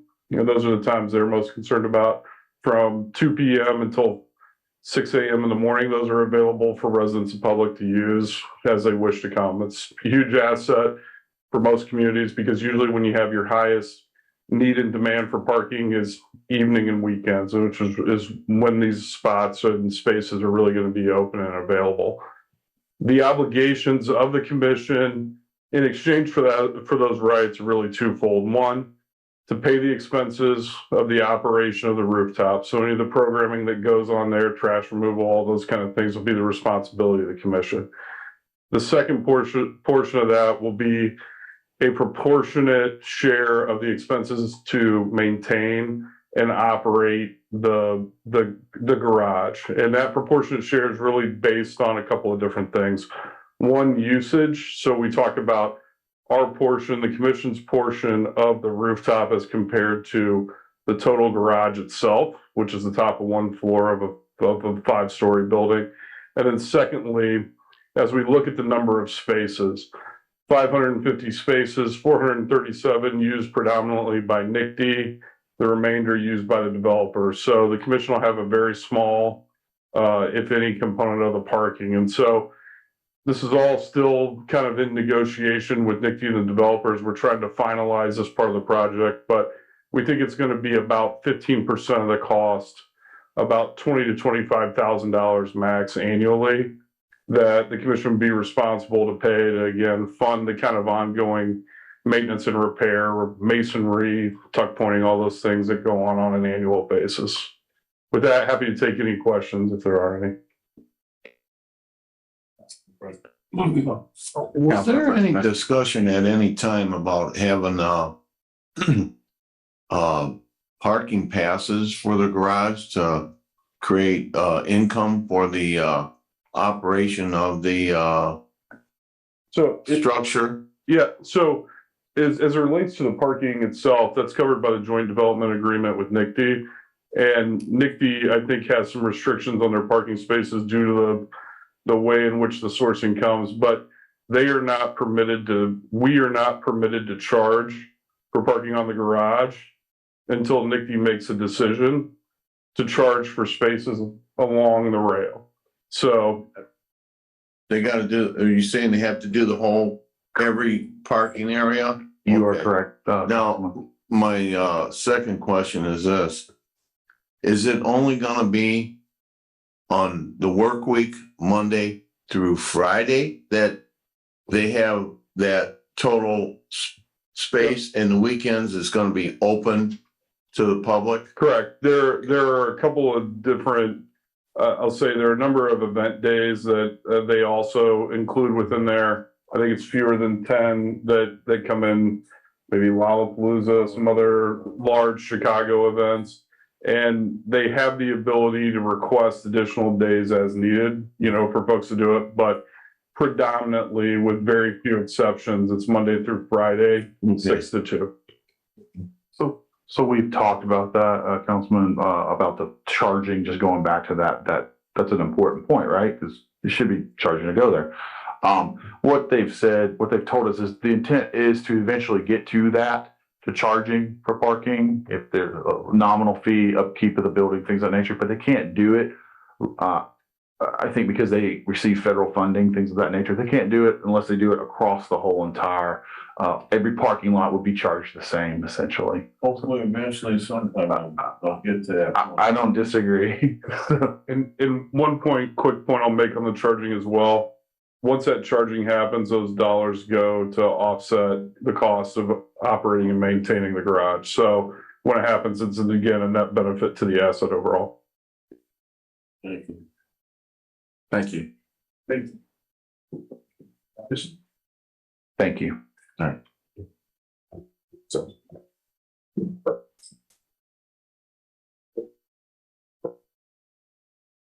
Sure.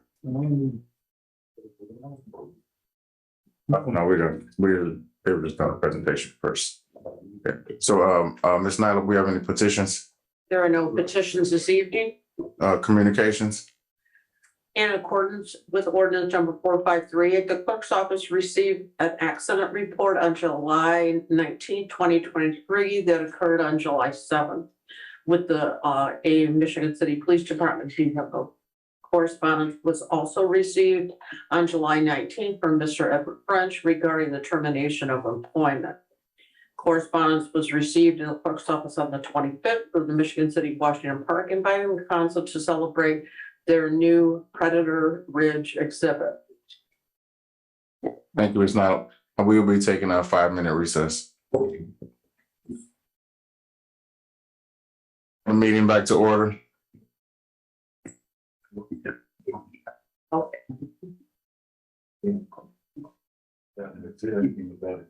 Your pizza. Ms. Nyla, can you please read our first resolution? Resolution by title only, a resolution of the Common Council of the City of Michigan City, Indiana, approving the transfer. I cannot hear you. I need a new mic. Probably. It is on. A resolution by title only, a resolution of the Common Council, is that better? The recording is picking it up, so I guess that works. A resolution by title only, a resolution of the Common Council of the City of Michigan City, Indiana, approving transfer of interest in certain property from the City of Michigan City, Indiana to the City of Michigan City Building Corporation and all matters related thereto. And this is introduced by Ms. Deitch and Mr. Dabney. Any comments from the sponsors? Now we have the experts at this to explain if explanation needs to be done.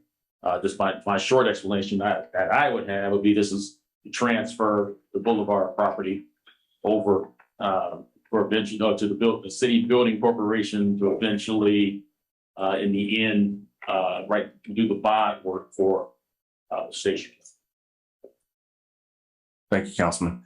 Any comments from the public? Any comments from the public? Comments from the council? I'll make a motion to approve. Support.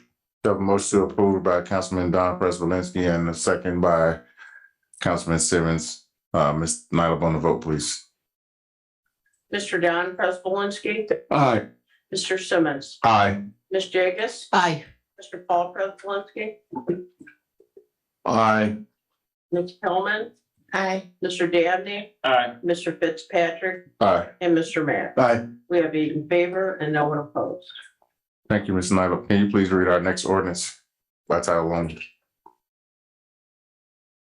A resolution by title only, a resolution of the Common Council of the City of Michigan City, Indiana, approving lease between the City of Michigan City Building Corporation and Michigan City Redevelopment Commission relating to mixed-use transit center project and taking over actions related thereto. And this is introduced by Ms. Deitch and Mr. Dabney as well. Any comments from the sponsors? Short and quick of it, with the transfer of the Boulevard. Now this is the portion where we're going to use this in order to do the bond. I think I have that right for this one here. Yes, that's correct. Thank you, Councilman. Any comments from the public? Any comments from the council? Motion to approve. Second. We have a motion to approve by Councilman Don Prespolinski and second by Councilman Mack. Ms. Nyla, on the vote, please. Mr. Simmons. Aye. Ms. Jagus. Aye. Mr. Paul Prespolinski. Aye. Ms. Tillman. Aye. Mr. Dabney. Aye. Mr. Fitzpatrick. Aye. Mr. Matt. Aye. And Mr. Don Prespolinski. Aye. We have 8 in favor and no one opposed. Thank you, Ms. Nyla. Can you please read our next resolution by title only?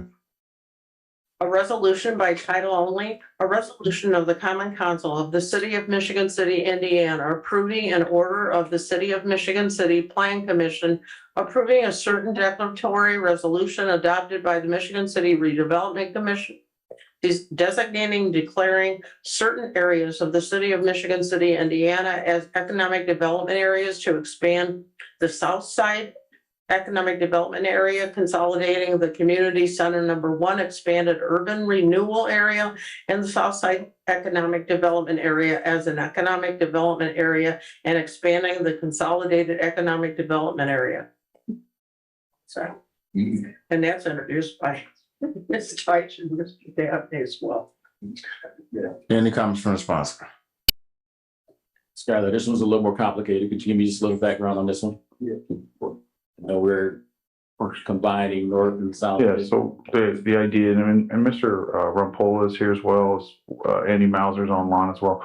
This was a recommendation of moving forward with the bond that right now we are currently, let me back up. You may recall that originally when the double tracking project came about, we did a bond for our portion of the double track for Michigan City. That bond consisted of taking money from North TIF and South TIF, and we made a finding saying that it's beneficial to both. Just to cover our bases with the bond that we're now asking to cast again, which would which could rely on both. It's the way it's laid out. It makes sense to combine our TIFs and just have one TIF. Not one TIF. We would have one.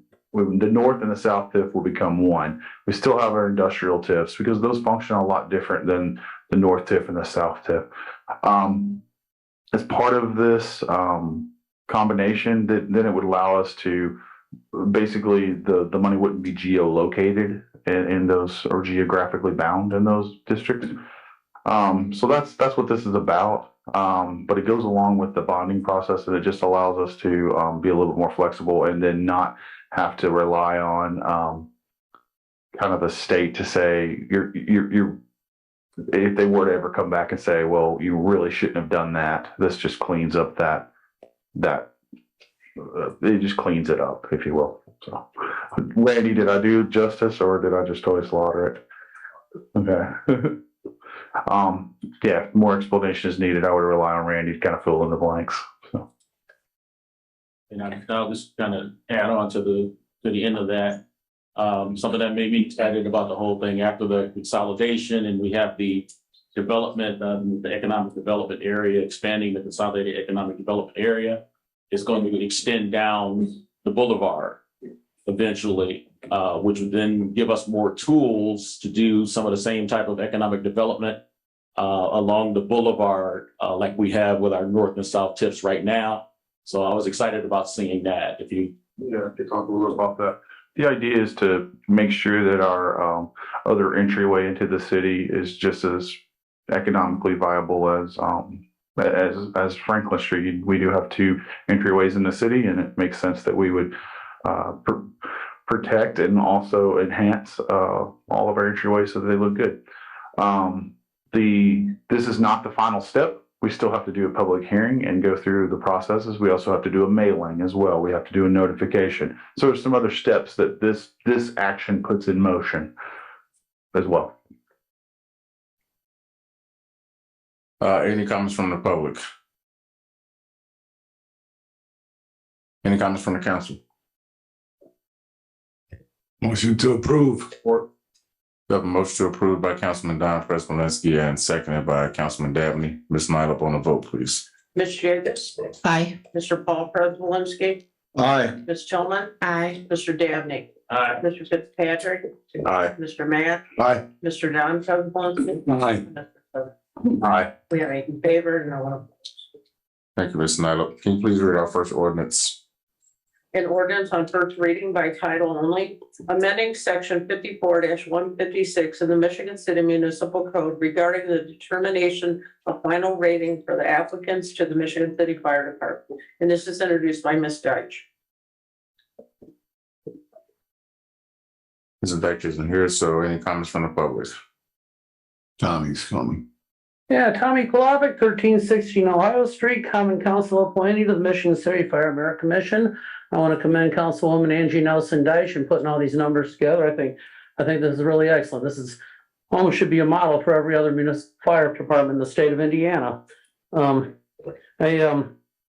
was really adamant about keeping the 15 points for the city residency. We do fall under the 1978 consent judgment, and I'm very sensitive to the fact that Michigan City is a community with 28% African-American population. We have a growing Hispanic population. We currently have 4 women members of the Michigan City Fire Department. I'd like to have more, girl power. I like this. And the subsection C, I think something needs to be added to it. In order to recognize firefighters who have tragically lost their lives in the line of duty, naturally and adopted children of said firefighters who are applicants to the Michigan City Fire Department will give you 5 bonus points. I think we're not only firefighters, we need to include law enforcement officers. That was on the previous ordinance. What section are you talking about? Subsection C under 54-156. Okay. That should include law enforcement officers as well as to get the 5 extra credit points if you're Extra have points. been lost their lives in the line of duty.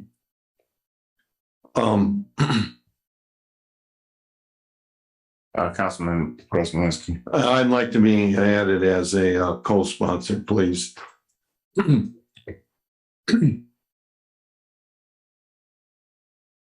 from the public? Mr. President, I'd like to be added as a co-sponsor also. I as well. Does anyone else want to be added as a co-sponsor? John, Paul. Gene. Gene.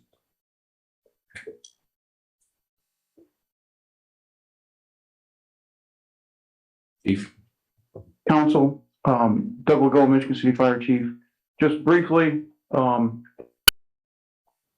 myself, the chief's office, Union President Barrett Taylor, and some of the union officers met several times to come up with this.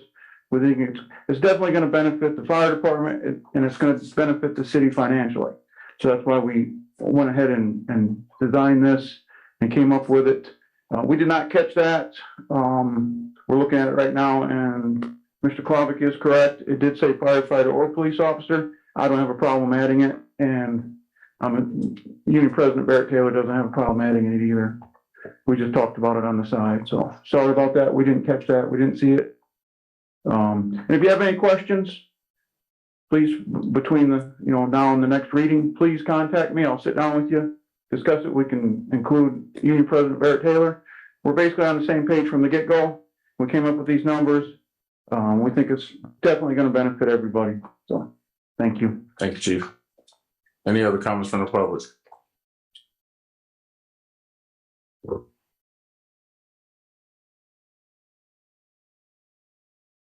Barrett Taylor, Michigan City Fire Department. As you can see, I'm sure you all have that. You see our breakdown of the numbers.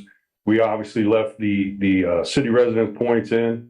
And as you'll see for the education, we wanted to recognize individuals that are working towards being firefighters, and they've educated themselves, they're working towards something. But as you see, they'll have to earn those points. They just don't get the points because they got a, fine arts degree or anything.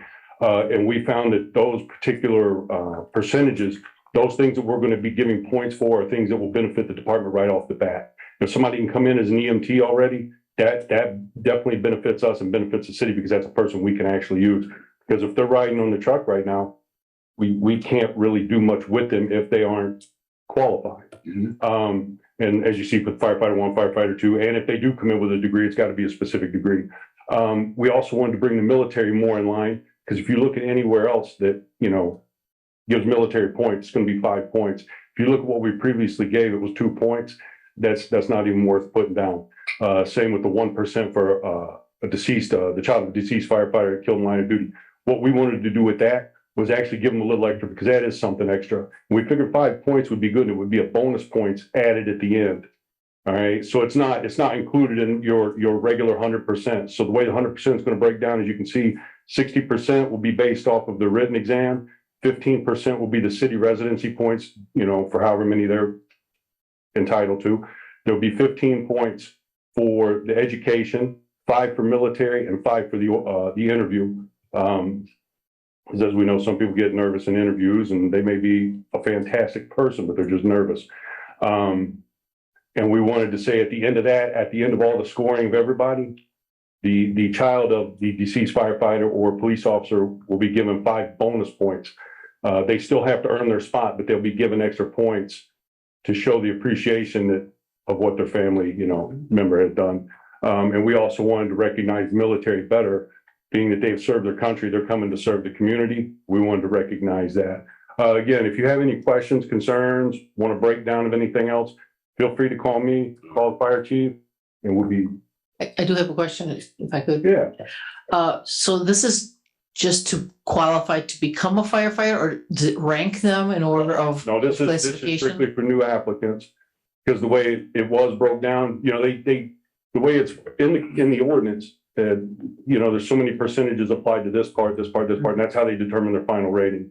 We wanted to clean that up a little and make it a little more fair, and to expand our pool of people, because we weren't recognizing the education. Education was nowhere to be found in it, and we feel that should be recognized, as most other departments are doing.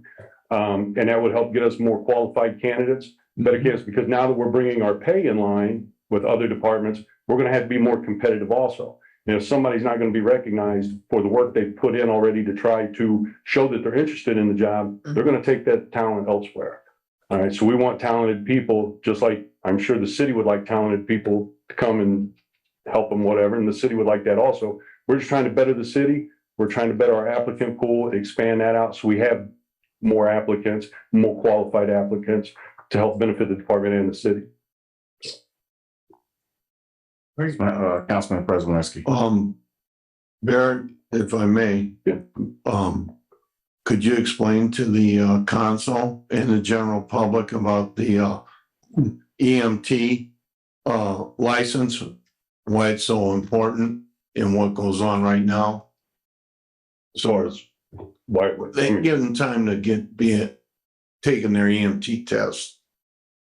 All right, I'm going to make sure I understand what you're asking. Don't they have up to a year to get EMT? And if they come in without. Exactly. If somebody comes on, I see where you're going with it. If somebody comes on the department right now, they have, like I did, I did not have EMT. I have up to a year to either get that EMT license or be enrolled in the class and working towards that. And essentially I was limited into the medical help that I could give somebody. So if I got let's use my station, for example, I usually have a 3-man crew.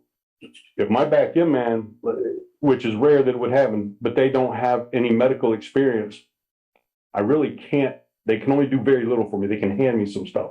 I'm the one that's really doing all the work. They can't really be hands-on with the patient. It just becomes me and my driver.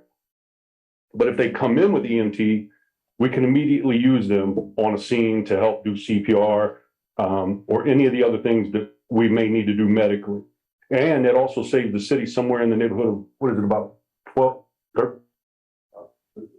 Yeah, it's up there. It's a couple $1,000s to pay for this person to go to class and the time it takes to go to class, and get all their certifications. That'll save the city money, and we can use them right off the bat. We can just start using them. And that's the big thing. We want people that we can use. It's not always going to happen, but if we can, that's a win-win for the city and for us, and for the residents themselves, because they're going to have a full complement of people that can actually do something rather than somebody that's just standing there moving some things around.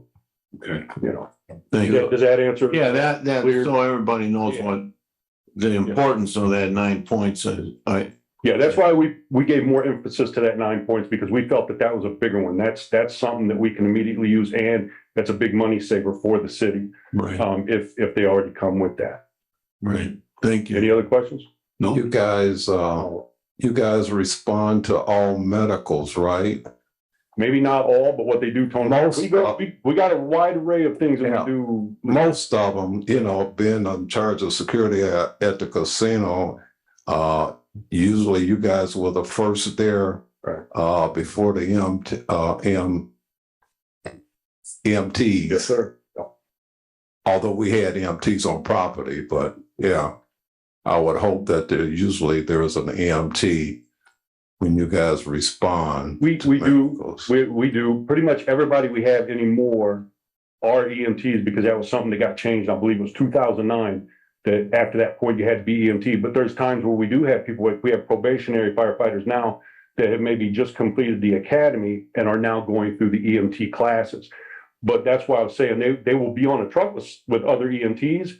That's just one less person. They're limited as to what we can use them for at that time. They'll eventually become EMTs, but if somebody shows up that's already an EMT, that saves the city money, and that's somebody we could use right now. But we'll always have EMTs on the vehicles. That's always going to be a thing. Nobody's got to worry about that. It's just maybe one of them may not be certified yet. That's the only thing. We're just looking to try to better that. So, thank you. Any other comments from the public?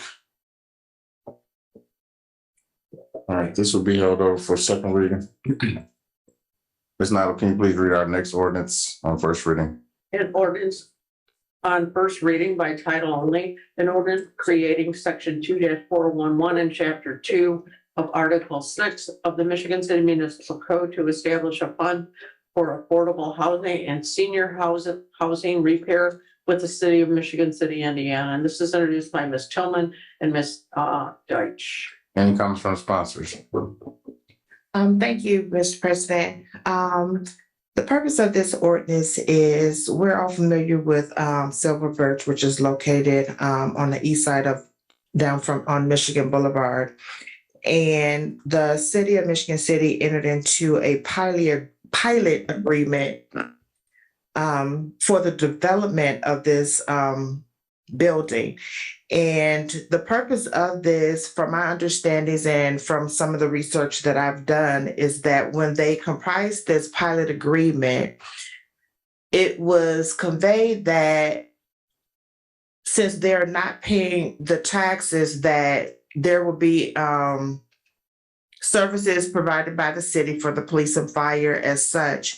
And one of the things is the pilot agreement is called for combined payment amount of $20,000 for tax years that Silver Birch was partially assessed prior to the certificate of occupancy by the city, and $70,000 in the first tax years in which Silver Birch was completed and fully assessed.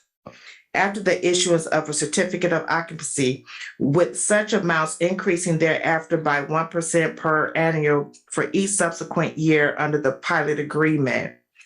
So from my understandings that they were wanting these funds to actually go back to assist or to help seniors and low income families for repairs on their housing. For some reason, this was done back in 2016. That language was not incorporated into this pilot agreement. So currently, according to the general ledger for the tax pilot for Silver Birch, I believe that the actual balance is $288,167.54. What I would like to see for the council to, when it's time to vote on this, that this is approved, to take these funds to be separated, to be used for that specific purpose only. So at $70,000 per year, even though funds have already come in, these funds currently goes into the general fund. Not so much to say for the specific use to help seniors and low-income families for housing repairs. So by setting up a specific funds for these monies, then this is an avenue to start assisting the seniors and low-income families with housing repairs. We do have Mr. Clarence Hulse that is currently with EDMC. If you would mind come up to elaborate on this a little further, please.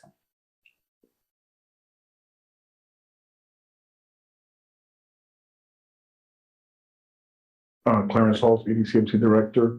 Many cities use pilots for affordable housing, workforce housing. And the reason being, it's a benefit to the developer when they're building affordable housing projects, i.e. senior housing, workforce housing. So when they come before city council, there has to be some kind of public benefits. And so typically, when they do a deal like this, it could be 15 years, it could be 20 years, it could be 40 years, whatever the city council agrees to. And that money is put into a fund and it's restricted for that use. And so whatever is negotiated up front, plus the percentage annually is put into a fund and it's been used by the city perpetually for that reason. So that's kind of what that was done for. Was 5 years ago, I guess it was. Actually, the pilot contract is for 15 years and Civil Birch just had their 5th year anniversary. So another 10 years, $700,000 can do a lot of repair. And I mean, looking around Michigan City, you see a lot of houses in Carl. There's sometimes the seniors who can't afford to put on a new roof. That's what this money is for. It's money the city don't have right now. If your HUD funds are pretty small, so this is even boost to your HUD funding to help do additional work in the community. So, And Mr. pilot is an acronym, right? Something in lieu of tax. Payment in lieu of tax. Payment in lieu of tax. And it's done for these types of projects. So. Councilwoman Hughes. Yes, I have a question. So I understand this is a great fund, for a good reason, but who is going to manage the applications and distributing the money? That is something that I have been looking into as of right now. Those funds, the funds will be handled by the controller's office. But for the actual applicant, I'm looking along the line of the similarities of how they apply for funds for the CBDG or for UEZ. And if possible, this may be something that EDMC may be able to oversee. Okay, thank you. EDMC, I'm sorry. And this would be a non-reverting fund? Yes. Right. Councilman Preselinski. I'd like to be added as a co-sponsor, please. Thank you. Is there anyone else want to be added? I as well. Yeah, I also. Councilman Don Purple. Councilman Don Preselinski. Just one more thing to add, if that's okay. I'm Director of Planning and Redevelopment for the city. I brought a pilot to you guys. We didn't have the fund established. The pilot didn't end up moving forward. The reason I mentioned that is we would have still had to set up this fund with that pilot. What I'm getting at is this allows us to move a little bit more nimbly when other things present themselves like that pilot, which was for the Section 8 housing. Oh, yeah. That was going to get rehab. That kind of fell through at a state level, but it wasn't anything we did wrong. It was just a funding thing. But it allows us to move a little bit more nimbly. So this is a good thing. Yeah. Thank you. Any other comments? I'd like to be added as co-sponsor as well.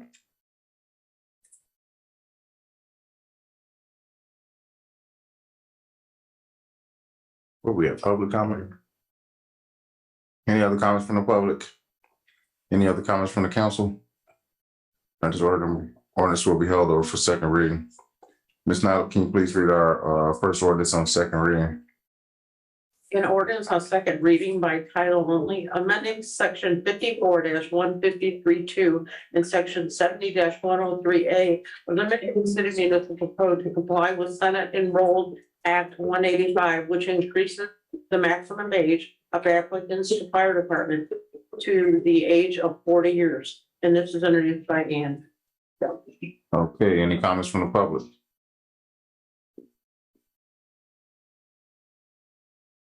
Toby Klovic, 1316 Ohio Street, requesting of the Fire Merit Commission. I'd like to request that this be moved to third reading tonight because we're going to have our testing on August 23rd. It's already under state law. It took effect July 1st that we can accept the application, but I'd like to also have it on the ordinance. Thank you. Thank you, Mr. Klovic. Any other comments from the public? Comments from the council? I'd like to be a co-sponsor of this too, and I'd like to ask for the third reading tonight. Second. Motion Have this read on third reading and by Councilman Paul Preselinski and second by Councilwoman Tillman. Ms. Nyla, on the vote, please.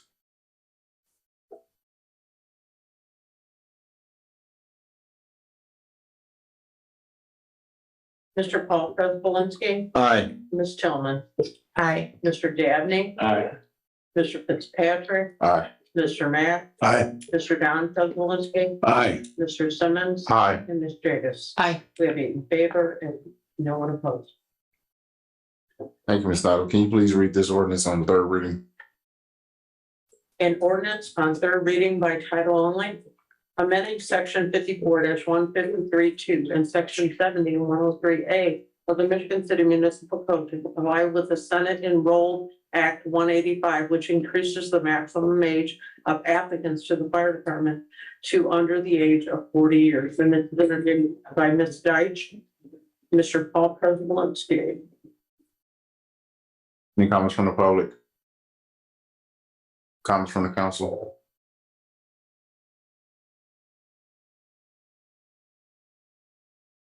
Motion to approve? Yeah. Support. We have a motion to approve by Councilwoman Jigus and second by Councilman Simmons. Ms. Nyla, on the vote, please.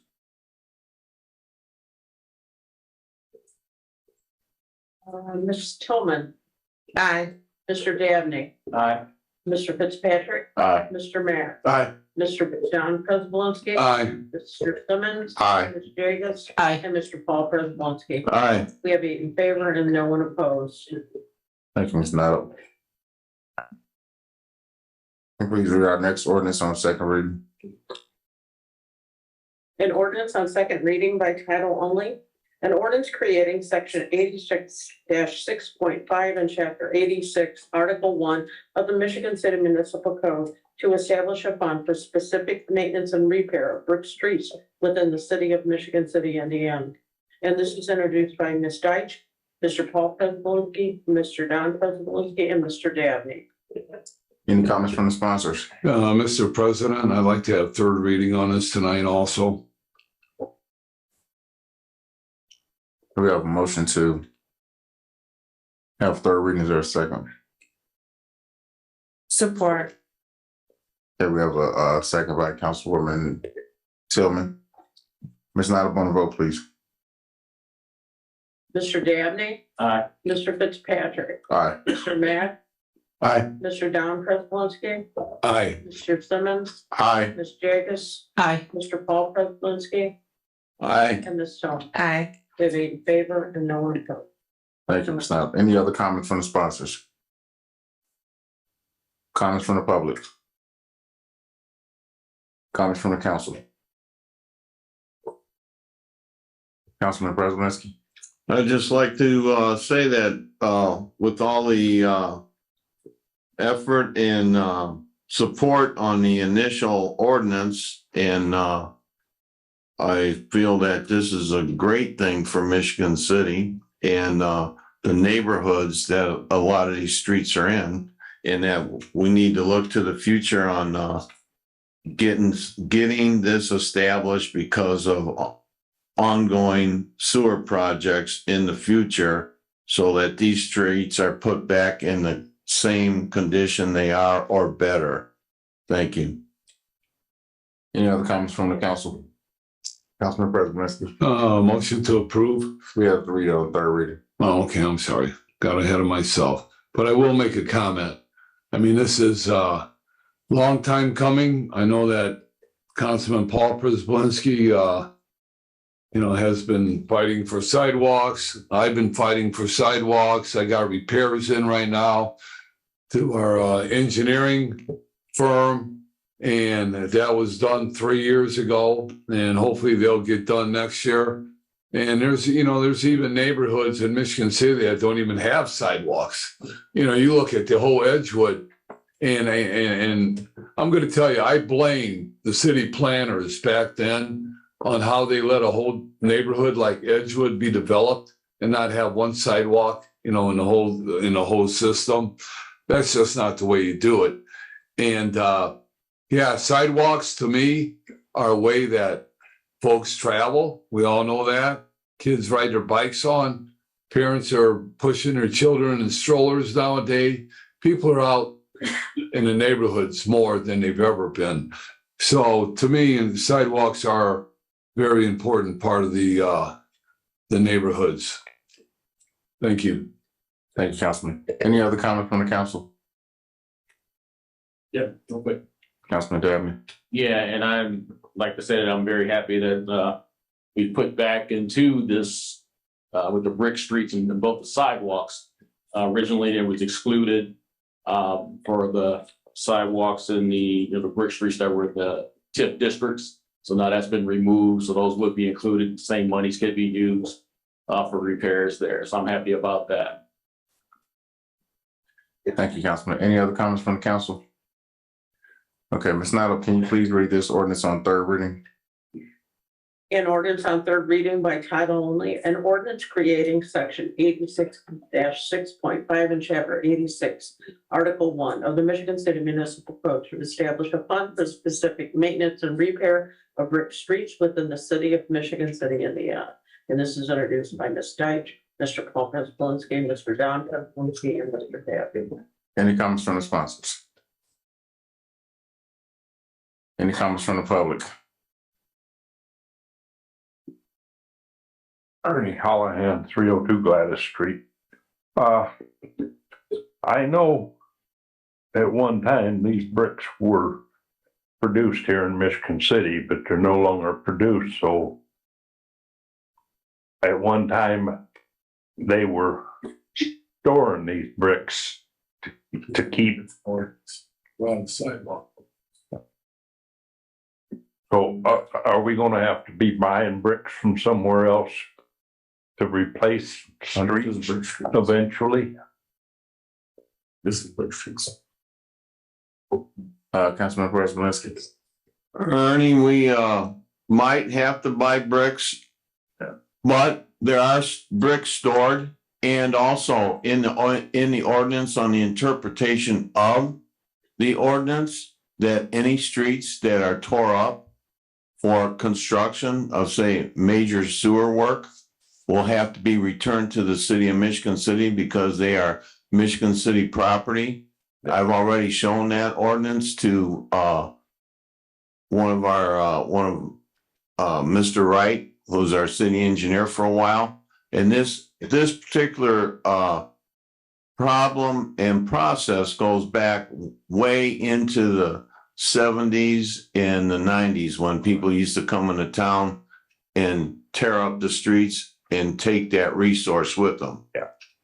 But the thing is that we're doing something about it now, and hopefully in the future that the direction of the city administration will contact the individual that made a workbook for the city of Michigan City when Boyd Phillips was our city engineer, which cannot be found to this date. I understand that. You know, I know that many, many years ago they were made here, so I was just curious on that. no, it's a resource that you'll have to, if we need any types, we'll have to try to purchase them. And there's an individual in Iowa that specializes in this type of work and resources. There's also a place down in southern Indiana that does the brick.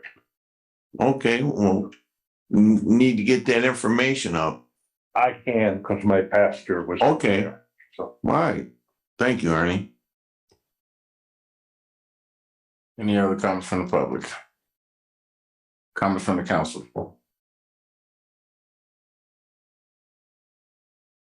Motion to approve.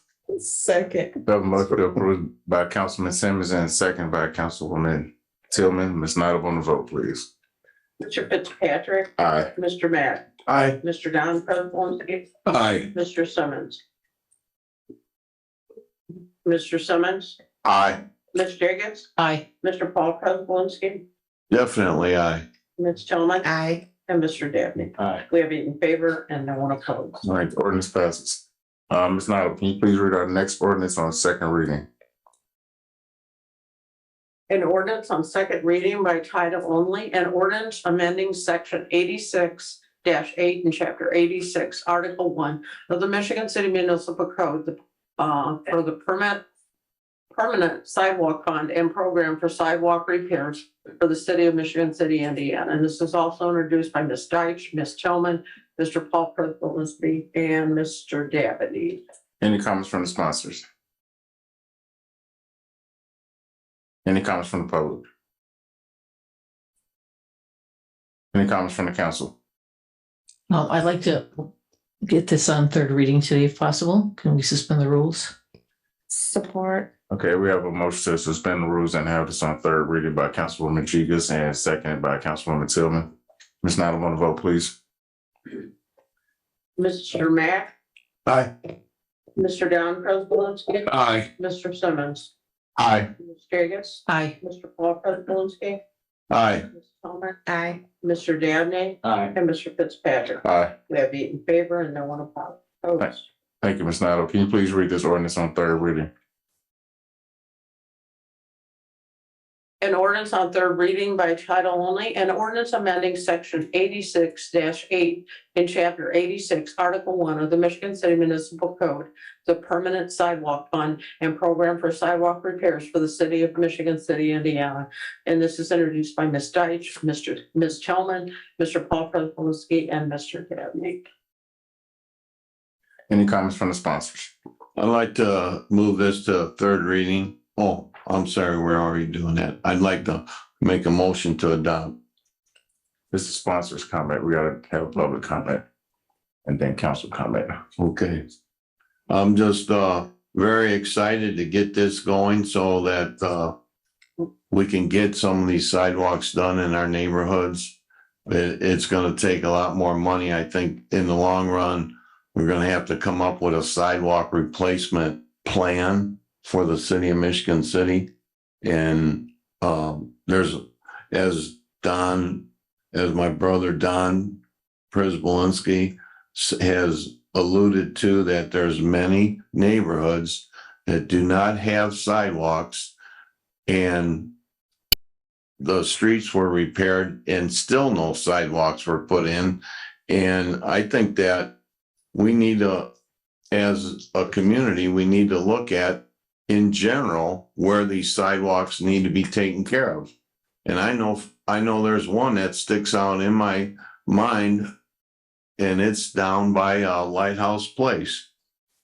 And I think that we need to have some kind of committee put together on sidewalk replacement and look at it for the future. Thank you. Thank you, Councilman. Any other comments from the sponsors? Comments from the public? Comments from the council?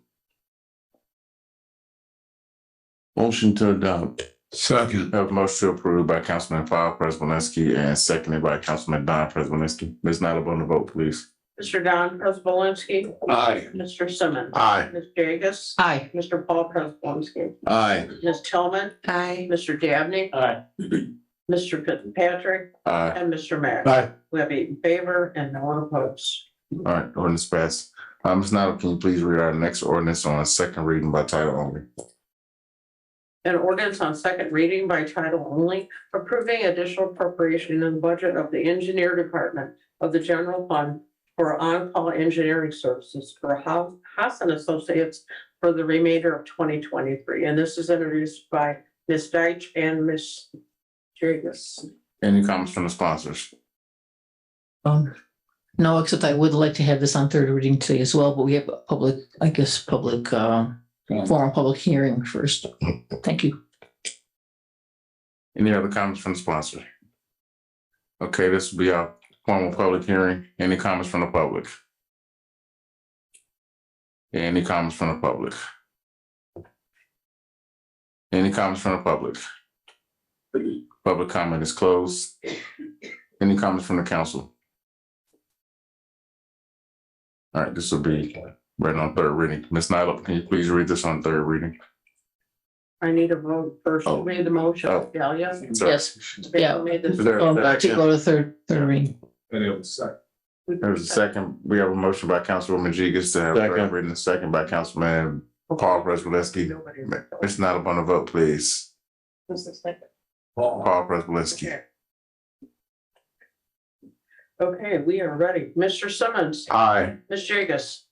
Aye. Mr. Paul Prespolinski. Aye. Ms. Tillman. Aye. Mr. Dabney. Aye. Mr. Fitzpatrick. Aye. Mr. Matt. Aye. And Mr. Don Prespolinski. Aye. We have 8 in favor and no one opposed. Ms. Nyla, can you please read this ordinance on third reading? An ordinance on third reading by title only, approving additional appropriation in the budget of the engineer department of the general fund for on-call engineering services with Austin Associates for the remainder of 2023. And this is introduced by Ms. Deitch and Ms. Jagus. Any comments from the sponsors? Any comments from the public? Any comments from the council? Make a motion to adopt. We have a motion to approve by Councilman Paul Prespolinski. Is there a second? Support. Second. We have a second by Councilman Simmons. Ms. Nyla, on the vote, please. Ms. Jagus. Aye. Mr. Paul Prespolinski. Aye. Ms. Tillman. Aye. Mr. Dabney. Aye. Mr. Fitzpatrick. Aye. Mr. Matt. Aye. Mr. Don Prespolinski. Aye. And Mr. Simmons. Aye. We have 8 in favor and no one opposed. Thank you, Ms. Nyla. Please read our next ordinance on second reading by title only.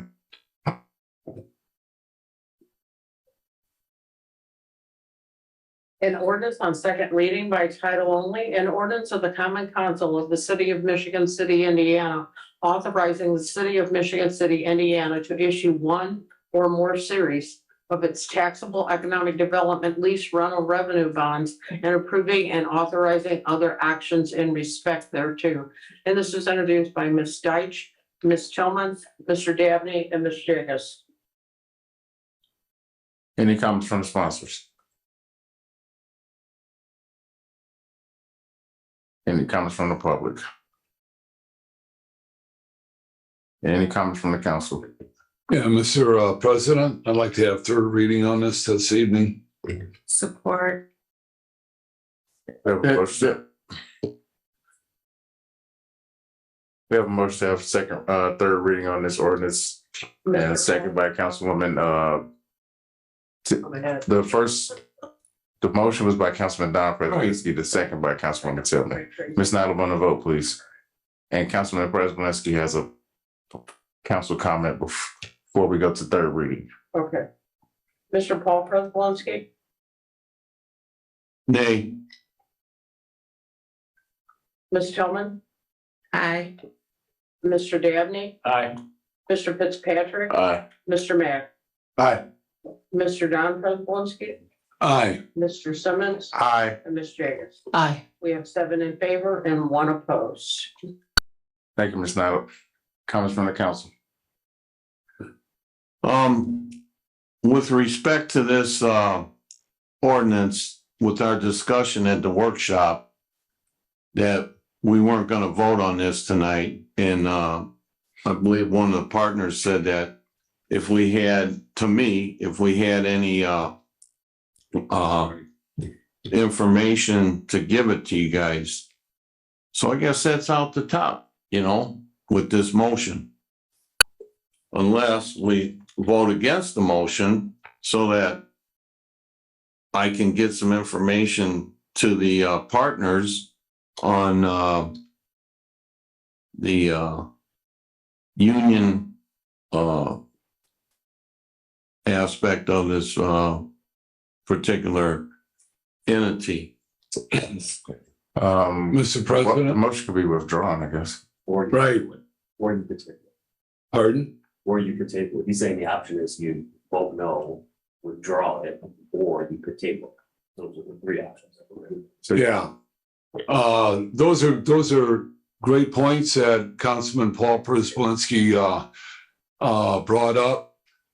And I have to agree with them that there were some questions that I had asked also that I need answers to. And I think this whole council needs answers to.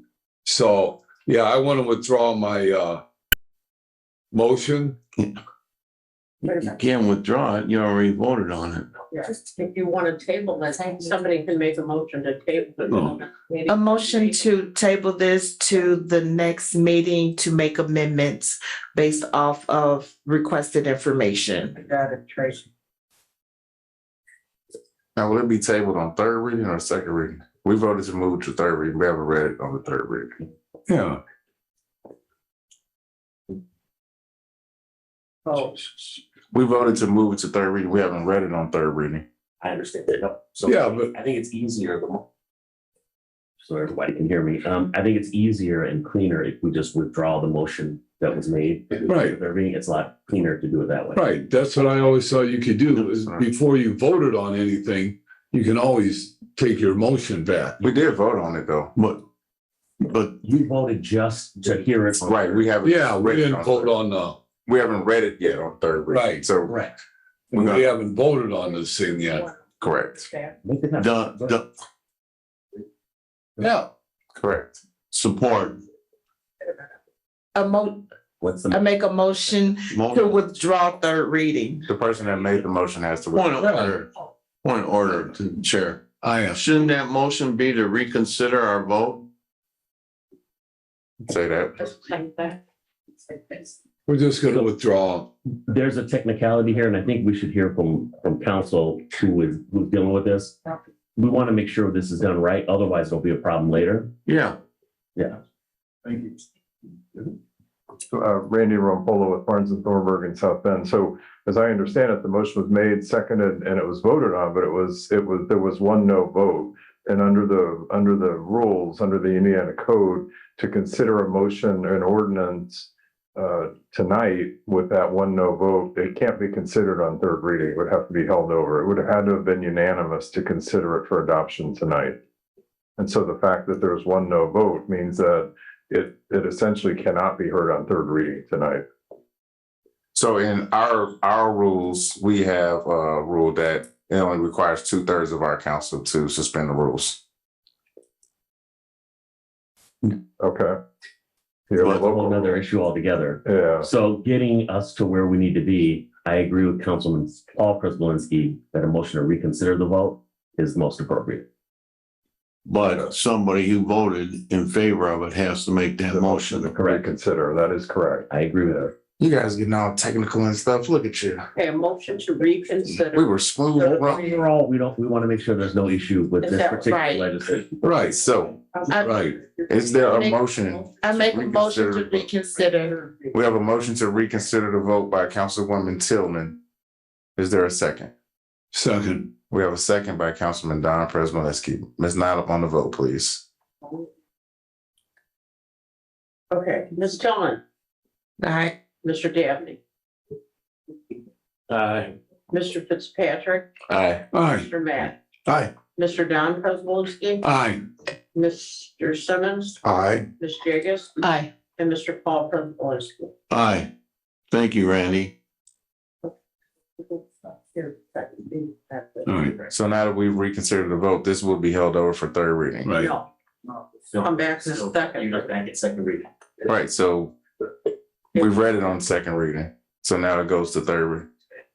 Not today. Correct. Okay. You had your formal hearing today, and that was the extent of it. Yeah. Right, so it's gonna be held over for third reading. Right. Yeah, Yep, I agree. okay, all right, all right, Move on. hands off. Wait a minute. Ms. Knack. The formal public hearing is on the 100,000. There is no formal public hearing. That's all right. I'm good. Yeah, we're good. Okay. But this is supposed to be a public hearing on that? No. Okay. Okay, can we please read our next ordinance on second reading by title only? An ordinance on second reading by title only, approving additional appropriation in the budget of the local income tax lid fund for contractual services for necessary tree removal. And this is introduced by Mr. Paul Prespolinski, Mr. Don Prespolinski, and Ms. Tillman. Thank you, Mr. Nyla. Any comments from the sponsors? I just want to say that this is definitely needed in the account. There's a lot of trees out there that are very, very bad. And if you go out and look around, I'm sure you'll find more than a few. So there's some big trees that need to be attended to. And we had one big one on Harrison Street, I think. And tree looked fine, but when we had that a big storm the other day, that tree just separated, just wide open. It was all eaten out on the internals, you know. So the trees can look good, but they're can be tore up on the inside by carpenter ants and disease. Thank you. Any other comments from the sponsors? Okay, this is our formal public hearing. Any comments from the public? Any comments from the public? Any comments from the public? Public comment is closed. Any comments from the council? Yeah, Mr. President, I'd like to have third reading on this tonight. Second. Okay, we have a motion to have third reading by Councilman Don Prespolinski and seconded by Councilman Paul Prespolinski. It's not about the vote, please. Mr. Dabney. Aye. Mr. Fitzpatrick. Aye. Mr. Matt. Aye. Mr. Don Prespolinski. Aye. Simmons. Aye. Ms. Jagus. Aye. Mr. Paul Prespolinski. Aye. And Ms. Stone. Aye. We have 8 in favor and no one opposed. Thank you, Ms. Nyla. Can you please read this ordinance on third reading by title only? An ordinance on third reading by title only, approving additional appropriation in the budget of the local income lit tax fund for contractual services for necessary tree removal. And this is introduced by Mr. Paul Prespolinski, Mr. Don Prespolinski, Ms. Tillman. Any comments from the sponsors? Mr. President, yeah, the comment being that, and I went to a park board meeting and expressed my concerns that there was an example of what Councilman Paul Prespolinski is saying, is that a tree can look good, but then things can happen. That I got an email from a gentleman that lives down on Gardena Street one morning at like 7:30. So he's telling me about this limb that fell down at Gardena Playground. I guess maybe some winds came through during the night, and this limb was probably 40 feet long, probably a foot in diameter, and it was located where it fell at was right by the wash house at Gardena Playground. And you know, it just goes to tell you that even if a tree looks good, there's still there could be issues with it. You know, if there would have been people standing around that at a particular time when that would have happened, there would have been a problem there. So in talking to the park department, Ed Shin, he's telling me that they're going to go around to the parks, and I recommend that him and Sean Smith get together and go around to the parks and look at trees. And if there is a tree that looks, you know, in distress, that it's time to take it down. It doesn't make any sense, or get it trimmed, whatever the right thing is to do. I'm not about cutting trees down all over town, but if a tree is causing a safety issue, it certainly has to be taken down. And I know that there is 3 or 4 trees in my neighborhood for sure that have to be cut down right now. And Sean Smith told me that this issue exists all over Michigan City.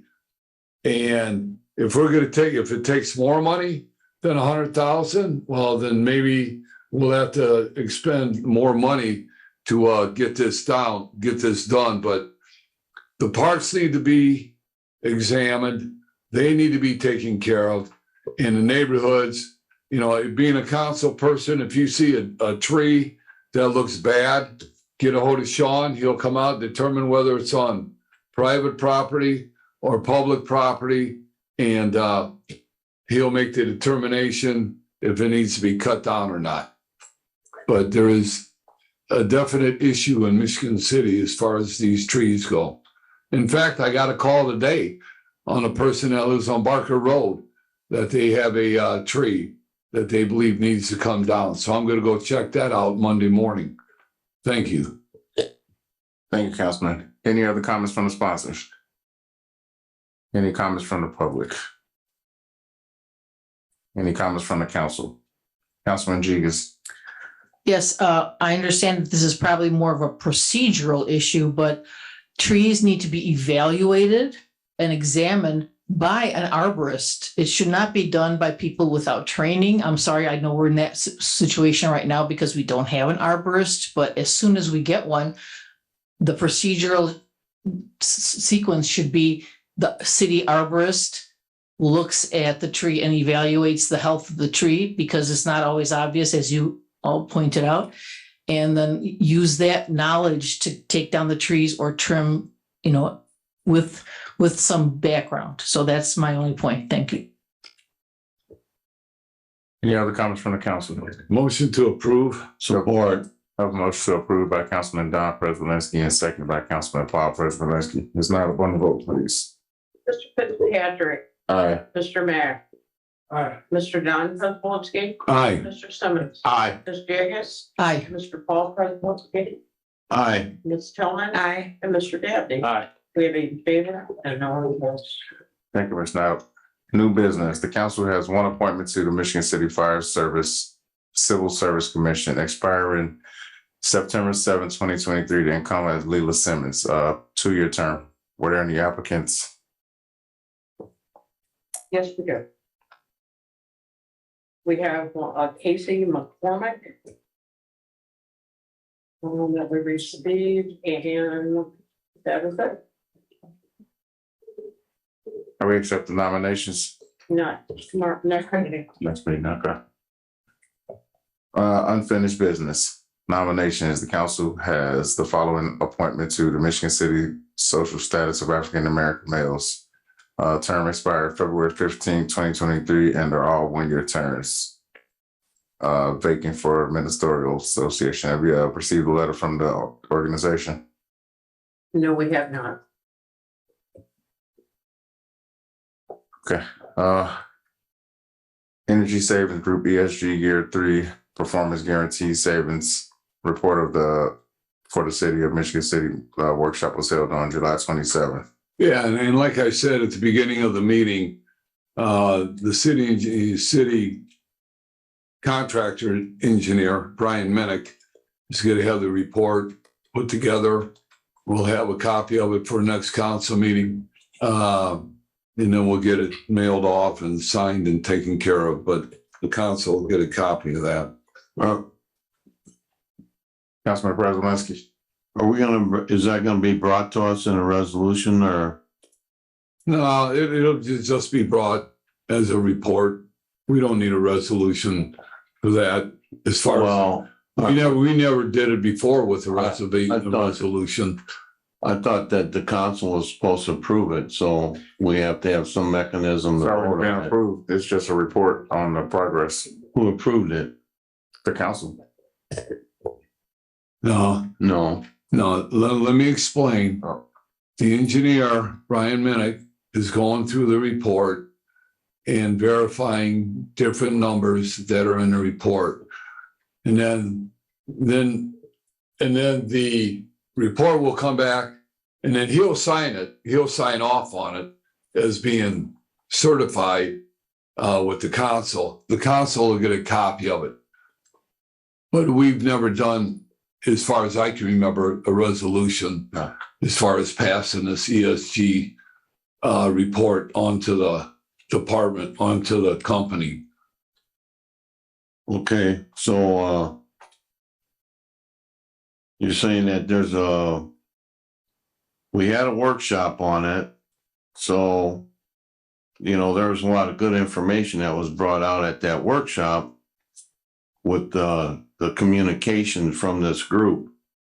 And I guess some of the problems that I have, so I guess we'll discuss it now before Brad does his report, but which I think the council should be voting on, because the contract was approved by the council before, in that the interest payment on it is 15,000 and 10,000 next year, 12,000 this year on the bond issue. And I'm trying to figure out why we did a bond issue on it, why we didn't use Riverboat money. And we're paying somebody to use our money at the total, at the end of the road, we're going to be spending $75,000. But, and also that was brought up at that workshop, is that the deterioration of the solar panels, which is, I wanted to watch that workshop again. I was thinking it was like, I thought they said like 1.7% a year.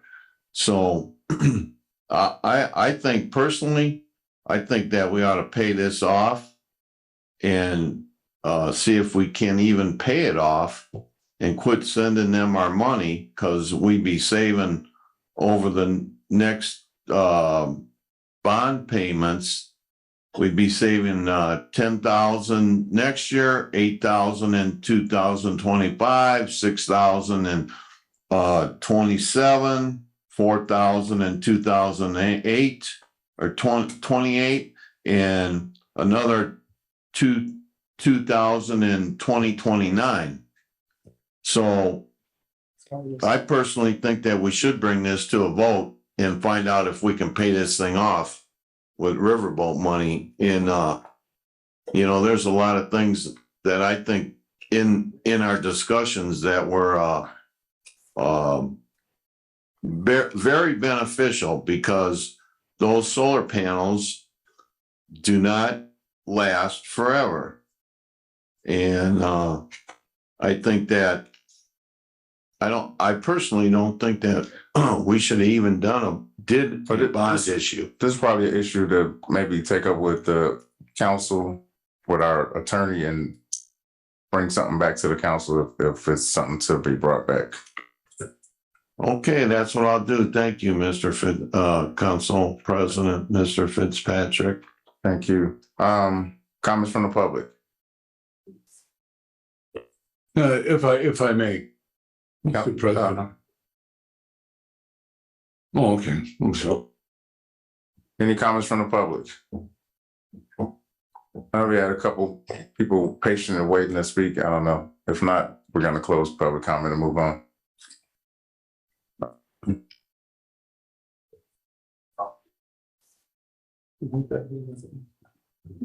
Brad Minnick, House and Associates. I just wanted to field any questions that might have came up. Don, did you have any questions for me about that workshop, or? No, I don't have any questions, but just my understanding is, after we had our workshop, is that you were going to go through the report, verify numbers, get back with the ESG group and talk to them about the solar panels, right? And also get a hold of a company that deals with the solar panels.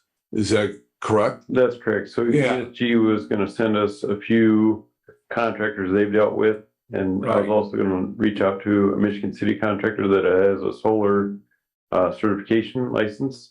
Right. And explore routine maintenance, particularly on the panels that they recommended were high maintenance areas like the ones up north here at the senior center. Mm-hmm. So I have not yet received those contacts from them, but I can follow up with them this week.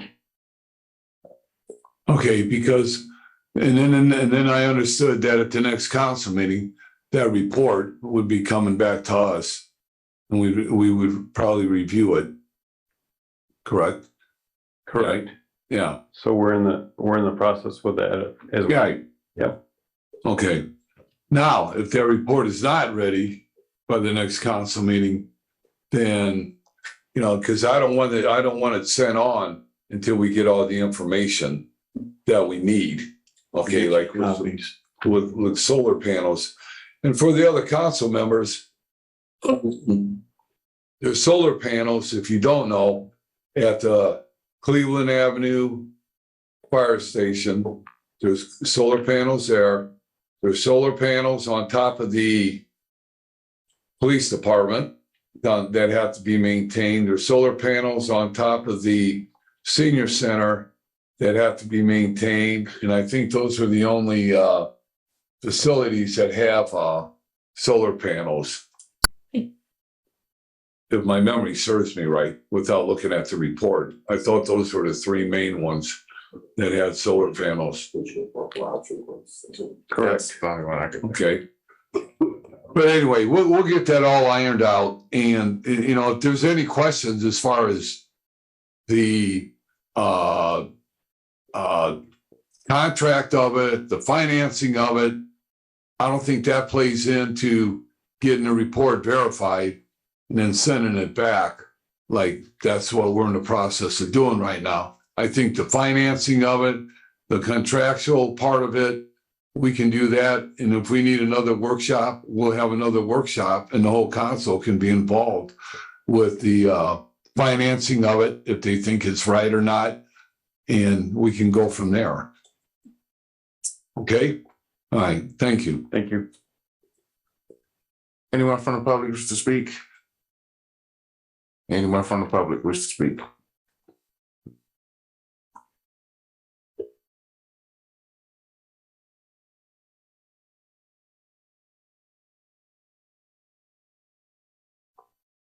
My name is John Brennan. I live at 614 Lakeshore Drive. I've been there about 3 years, and in the summertime, as you guys probably know, it's crowded. There's kids, there's baby carriages behind bicycles, there's joggers. It's just full of people all day long. And I sit and I can see Lakeshore Drive from where I am, and the cars go by there occasionally 50 miles an hour, 55 miles an hour, and it's a recipe for disaster. And I wonder if anything can be done for that. And I don't know if you heard this before, but you come down there, sit for an hour or two, and you see. And it's the address again, sir. I'm a little hard of hearing, sir. You have to speak. No, what was the address again? I'm at 614 Lakeshore Drive. That's about stop 4. Okay. Well, I'll see the chief of police tomorrow morning at 9 o'clock at a meeting. Great. And I will let him know, and maybe they can put a radar trailer down there to help out, slow the traffic down. And they run around. I've seen 3 or 4 dogs just where I am. They get loose and they run out there, and deer are always crossing there. Okay. That's it. All right. Okay, thank you for listening.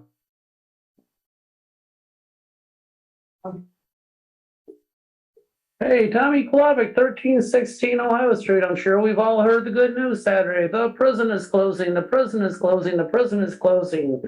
There'll be no more prison guards being murdered, or no more in Michigan City, no more maintenance workers being murdered. There'll be no more guys escaping out of the sewers and up the manhole covers and going having lunch at Blue Chip Casino and end up at Mayor Daley's house, or no more escapees escaping the garbage truck and never be heard, vanishing from the face of the earth, never be heard from again. There's going to be a lot of good pros to that. I think there's going to be a few cons. I know we're going to lose 2,300 in population our next census, and we're going to lose those tax credits. And I believe with both NIPSCO and the prison closing, the Michigan City area schools is going to take a big hit in funding. So hopefully this, what they're all claiming, that we're going to have 40,000 residents by the year 2040, if we all believe that, it's optimist for wish. I'm really skeptical about all that, but the prison is closing. Thank you. Any other public comment? Oh, you have to speak. Yeah. Well, I have an issue that's in hand I can speak about.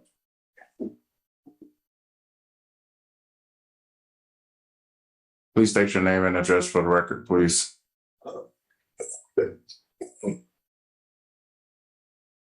Hi, everyone. My name is Walter Johns.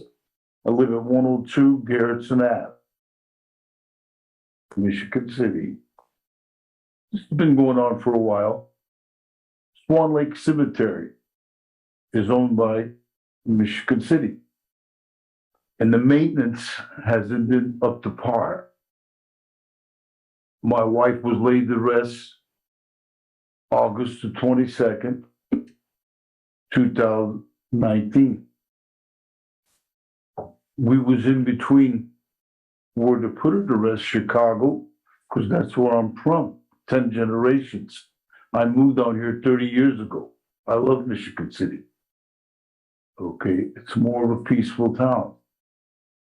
So I was told that the carpet that was stained real bad, the building was leaking. I was told that that's going to be fixed, carpet replaced, and the door wouldn't close, and they don't lock the door at night. They leave it open. But the other crib, they lock it. This new one, they don't lock it. That didn't make no sense to me. So I said, within due time, this will be taken care of. All right. So then I went there one day. I got pictures, I got documents and everything. And I went to show respect to my wife. It was a snowy day. It quit snowing, snow on the roof. They had buckets on the inside catching the water. And there were like 6 buckets. So I think that was an insult, not just to me, to the people that's on the inside of that. They should be respected. They'll never be forgotten. They are a part of us. Okay. And I seen the devastation on other people's faces, but they didn't speak up. I don't know why. I don't know what they were afraid of or anything like that. Okay. Before it took place, when I put my wife there, where I was in between cemeteries, at that time, COVID-19 took place. And I just laid her there for storage, then move her to Chicago. That was our first attention. Then afterwards, we decided on leaving her here. We live here. We can go anytime. Chicago, Forest Park Cemeteries is 75 miles from here. Okay, so we did. So back in between that, making our decision up, and plus family members wouldn't come. Because in our belief, and a lot of people's beliefs, the Greeks, Italians, Romanians, when you move a person from one rest place to another, you have a priest there and you have family members. Those are witnesses to that. And everybody says a prayer, okay? So twice I had to cancel. Then on the third time, when I called, I talked to Mark, time check. And this gentleman told me after I explained to him, he said, are you dead? Are you gonna die? Or am I talking to a dead person? So I thought that was inappropriate for a person to work at a cemetery and to say that to a person that's in grief. I'm hurt from one end to another, and no one knows my heart, only God. Because when your loved one is gone, your life is totally changed. And to be treated that way in that format, it's kind of wrong. Okay. So I just let that go for a while. I put my wife there. Okay. I took pictures of everything. I kept being told that it's going to be fixed. The carpet, this, that. I got a hold of Tracy Tillman. I explained to her everything. I texted her pictures. Showed everything. The pictures are here. Of all the stains, the buckets, everything, the door broken. 3 weeks later, I don't know who she spoke to. 3 weeks later, the carpet was fixed. It don't leak no more. And then the door was never fixed. I used to go there at 4, 5 in the morning, 6 in the morning, and I would see the door right open because it don't close. And that hydraulic system that's on it, when you open the door where it closes slowly, it was not on it, it was just hanging. Okay. So then After I spoke to Tracy Tillman, that was done. The door is still going on. Okay. Now, this is owned by Michigan City. That reflects on Michigan City, correct? Okay. So I don't have the words to say, how could this be? You know, there's no words to say. There's not at a cemeteries. You know, to go to a movie theater, a restaurant, or a waiter, or the maitre d' insults you or anything like that, that's different. But at a cemetery, when a person is grieving a loved one, then I had another tragedy. My daughter passes away September the 6th, 2022. This coming September the 6th will be 1 year. She's only 35 years old. I laid her to rest there. Okay. This gentleman I'm talking about, I never met him before. I never seen him before. The only reason why I did meet him because I have loved ones that passed away. And he works at the cemeteries. Okay. When I told him that I'm coming to pay for everything, and I did, and I'm here to stand and say like a gentleman, I'm not going to say the word that he called me. Okay. And it wasn't the right word. Okay. All of us are different. We're made by God. God created us. And God created each and every one of us different. Not the same. I can't go against anybody and nobody can go against me.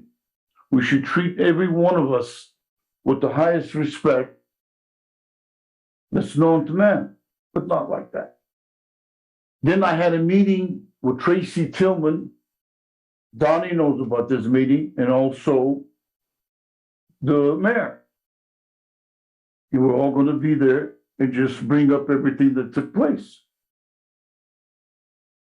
After that, when we all come in there, the mayor comes with me because he told me, Mr. Johns, I'm going to sit right by you, and then we're going to explain. She told the mayor that he can't come in. She told Donnie, because this meeting is a meeting, because she's going to swear us in. She called it a certain name, and there's no problem. So therefore, she swore us in. They had me to explain everything that took place. There was a lady on this side of me that just kept staring at me. Just kept staring at like she's seen through and through me. Okay, I never said anything to her. I used respect. I explained myself everything. I showed them the pictures. Everyone had the pictures. Everyone had the letters. Everyone had the complaints that was before. And then she had him to speak. He's spoken. And then he says to them that he don't know nothing about those pictures and those buckets. He never seen those buckets there before. So I thought that was exaggeration. Everything goes through him. He tells the Mrs. Virginia Keating that the door was tried to be fixed 3 times. I asked him, can I see the work order on each additional time? And he just puts his head down and looks at his book and he don't say nothing. She don't even say that. The lady puts up her hand, excuse me what I'm doing, sir. I'm just showing you what she's doing. And she's pointing at me. He says, what does he want? I was given a name. My name is Walter. Last name is Johns. My father and mother give me a name. I didn't say nothing. I didn't turn around or speak back. I'm 68 years old. She's a little bit older than me. So I figured I'm going to use my respect. So as I was going, so I got a little aggravated. I didn't show it because she swore him in under oath. Then he exaggerated. He didn't know about the buckets. And then he exaggerated about the door. Okay. So I got up. The meeting was done. And that was it. Mrs. Tillman's been knowing everything that's been going on. Donnie's been knowing everything that's going on. I wanted to bring it up to your guys' attention. To protect the future, to protect people in the future, we are all here by God. We don't live forever. Tomorrow is not promised to us whatsoever. And I'm more than sure there's going to be more business to Swan Lake Cemetery. And there should be no one hurt more than what they are now in their own grief. So that's what I got to say. That's why I said very patiently. And I feel like that I had to bring this up to you guys' attention, to everybody's attentions. Because I'm going to stand and ask you guys a question. How would you have felt if that would have happened to you? What would you have felt like? How would you have felt to go into a mausoleum that's totally has been elected? You don't take problems and sweep them underneath the rug, because that problem's going to come underneath you, and you don't ignore things. You stand up to them. Okay. Now, I'm not here just to focus on this person or I have anything against him. I'm just telling you the way I was treated in the worstest time of my life. So that's all I have to say. Thank you for your time. I expressed myself. And like I said, Michigan City owns that cemetery. And that door should be locked at night. Ain't they afraid of vandalism? Things that take place in the United States throughout the world. Those young kids could go in there, take a sledgehammer, and tear all those walls up, make vandalism. They must have some real good insurance for them not to worry about it. And there's lights that's outside. They don't put them on. At the meeting, he said that he's going to put the lights on because he's buying a certain type of tube that saves money through the electricity. So that never took place either. So that was it. I thank you guys for your time. You guys have a blessed night. Thank you. Take care. Comments from the council. Yeah, Mr. President, I know that Brian Gross, right? Yeah. I know you last meeting you were here and you were talking about the substation over on Willard Ave and the condition it's in and the condition it's been in for a long, long time. And spoke to Skylar about it, and he said that they're looking at selling this thing.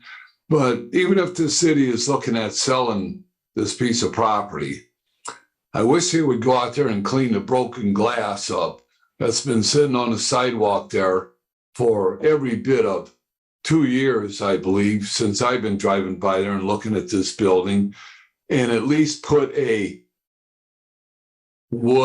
piece of wood in the window that's broke so that it doesn't look that bad. It's still going to look not presentable, but at least clean up the mess that's there. So I'm just letting the administration know, and I guess the inspection department, if that's their job, to go out there and get that taken care of before the next council meeting. But I do want to thank the street department for being out and cleaning up after the big storm we had and the wind gusts that we had. I know they picked up some stuff in my neighborhood today, so I want to thank the street department for doing that. Any other comments from the council? I just have one. Councilman. And I just want to thank you, Mr. President. I just want to say thank you to, I know Mr. Sean Smith is out of the department right now, but his second in command, I sent out an email because I was going into work driving west on Michigan Boulevard. And as I'm driving, I'm looking up and I noticed this object on one of the utility poles. And I was like, oh my. I said, oh, the city must be putting up something for the holiday coming up. So I looked at the other utility poles, but I didn't notice anything. It was either a crow or something. Sadly for the bird, it was electrocuted on top of the utility pole. And before I got off, by the time I got off of work, NIPSCO had came because I was afraid that it could have fell on a pedestrian walking on the sidewalks, but they got that taken care of, resolved that same day. So thank you. Councilwoman Jigus. Yes, I don't want to talk too much about the bench situation. I just think it was really pretty unusual for a mayor to take action on his own without letting anybody know or communicate this. And it shows a lack of understanding of placemaking. But a lot of people said we should have some kind of a commission or something to work on a homeless problem. And I want to bring your attention to the fact that the county does have something called the Home Team. I've been attending meetings for that for like at least 4 years. And I have a list of outreach workers and places to contact for people. And, their mission statement is to strengthen communities in LaPorte County to prevent and eliminate homelessness by establishing a comprehensive coordinated system that is supported by local government leaders and owned by the wider community. This is on the handout is on my webpage. It's under Michigan City Resources, where to get help. And this has been updated in June 2023. All the different shelters, all the different places that have help. I think one of our biggest problems is that a lot of this assistance is not for people that have drug problems or mental health issues. And I think that's what we need to address, like additional help in those categories. So if you would take a look at my website, again, under Michigan City Resources, where to get help, there's a huge resource list for the Home Team and an email. If you want to get involved, you can get in touch there. Thanks. Thank you, Councilman Jigus. Any other comments from the council? Councilman Preseminski. I'm at the point of being speechless after hearing of Walter's Mr. Johns' experience with our director of the cemetery properties, and it is really far-reaching what he said tonight. I think that if the mayor doesn't hear that, there's a real problem. And I got to tell you that,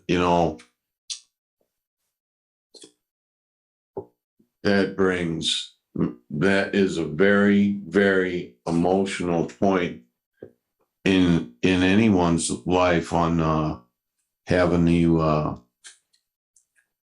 go through that experience. And I'll tell you that I think that that's unacceptable. Just plain and simple, it's unacceptable. And something better get done about it. But I would like to say that I enjoyed the report tonight by our Promise Scholarship Director, Janet Butner. And I was very happy to hear that there were 9 renters that are participating in the program, of the expanded program, that there was a lot of discussion about. And when we initiated the push to get that done, I was glad that I was part of that. And I think it was long overdue. And the other thing I would like to address tonight is I have some information on the ESG, and I'm going to talk to our legal counsel about the contract and finding all this stuff, because I did get some information from the controller's office on the bond issue and that thereof. So I think that we need to re-examine what's going on here, because it was a pretty hefty bond issue. And after going to that workshop the other day, that the amount of savings that we're getting, I don't know if it was worth it. And then when they're talking about the rate of degradation on the panels, So I guess, we need to look at that further. Also, I'd like to know, our rate's gonna go down since we got this new provider from the, solid waste district. Is that gonna be the same rate, or is our rate going down? Is that a question to me? Yeah, that's a question for you. You're our rep. Yes, I am. I am the rep. And at this time, our rates are not going down. No, the rates are not going down. So why are I we? mean, our rates are what, $2.50 a month right now, or somewhere in that rate? And they went up $1.25 because the district was in financial trouble and it had to be straightened up. So we increased the rates $1.25. And yeah, the district is now in the black. But no, there is not going to be any reductions in the rates that we're paying right now. So and there's not going to be any rebate checks coming back to any residents. So why are we changing providers? Because the providers that we have, their bid, you had 3 companies give bids. Okay, and our provider that we had came in second place versus Borden, who's got it now, who's going to get it. Their rate was the cheapest rate. So that's a saving, so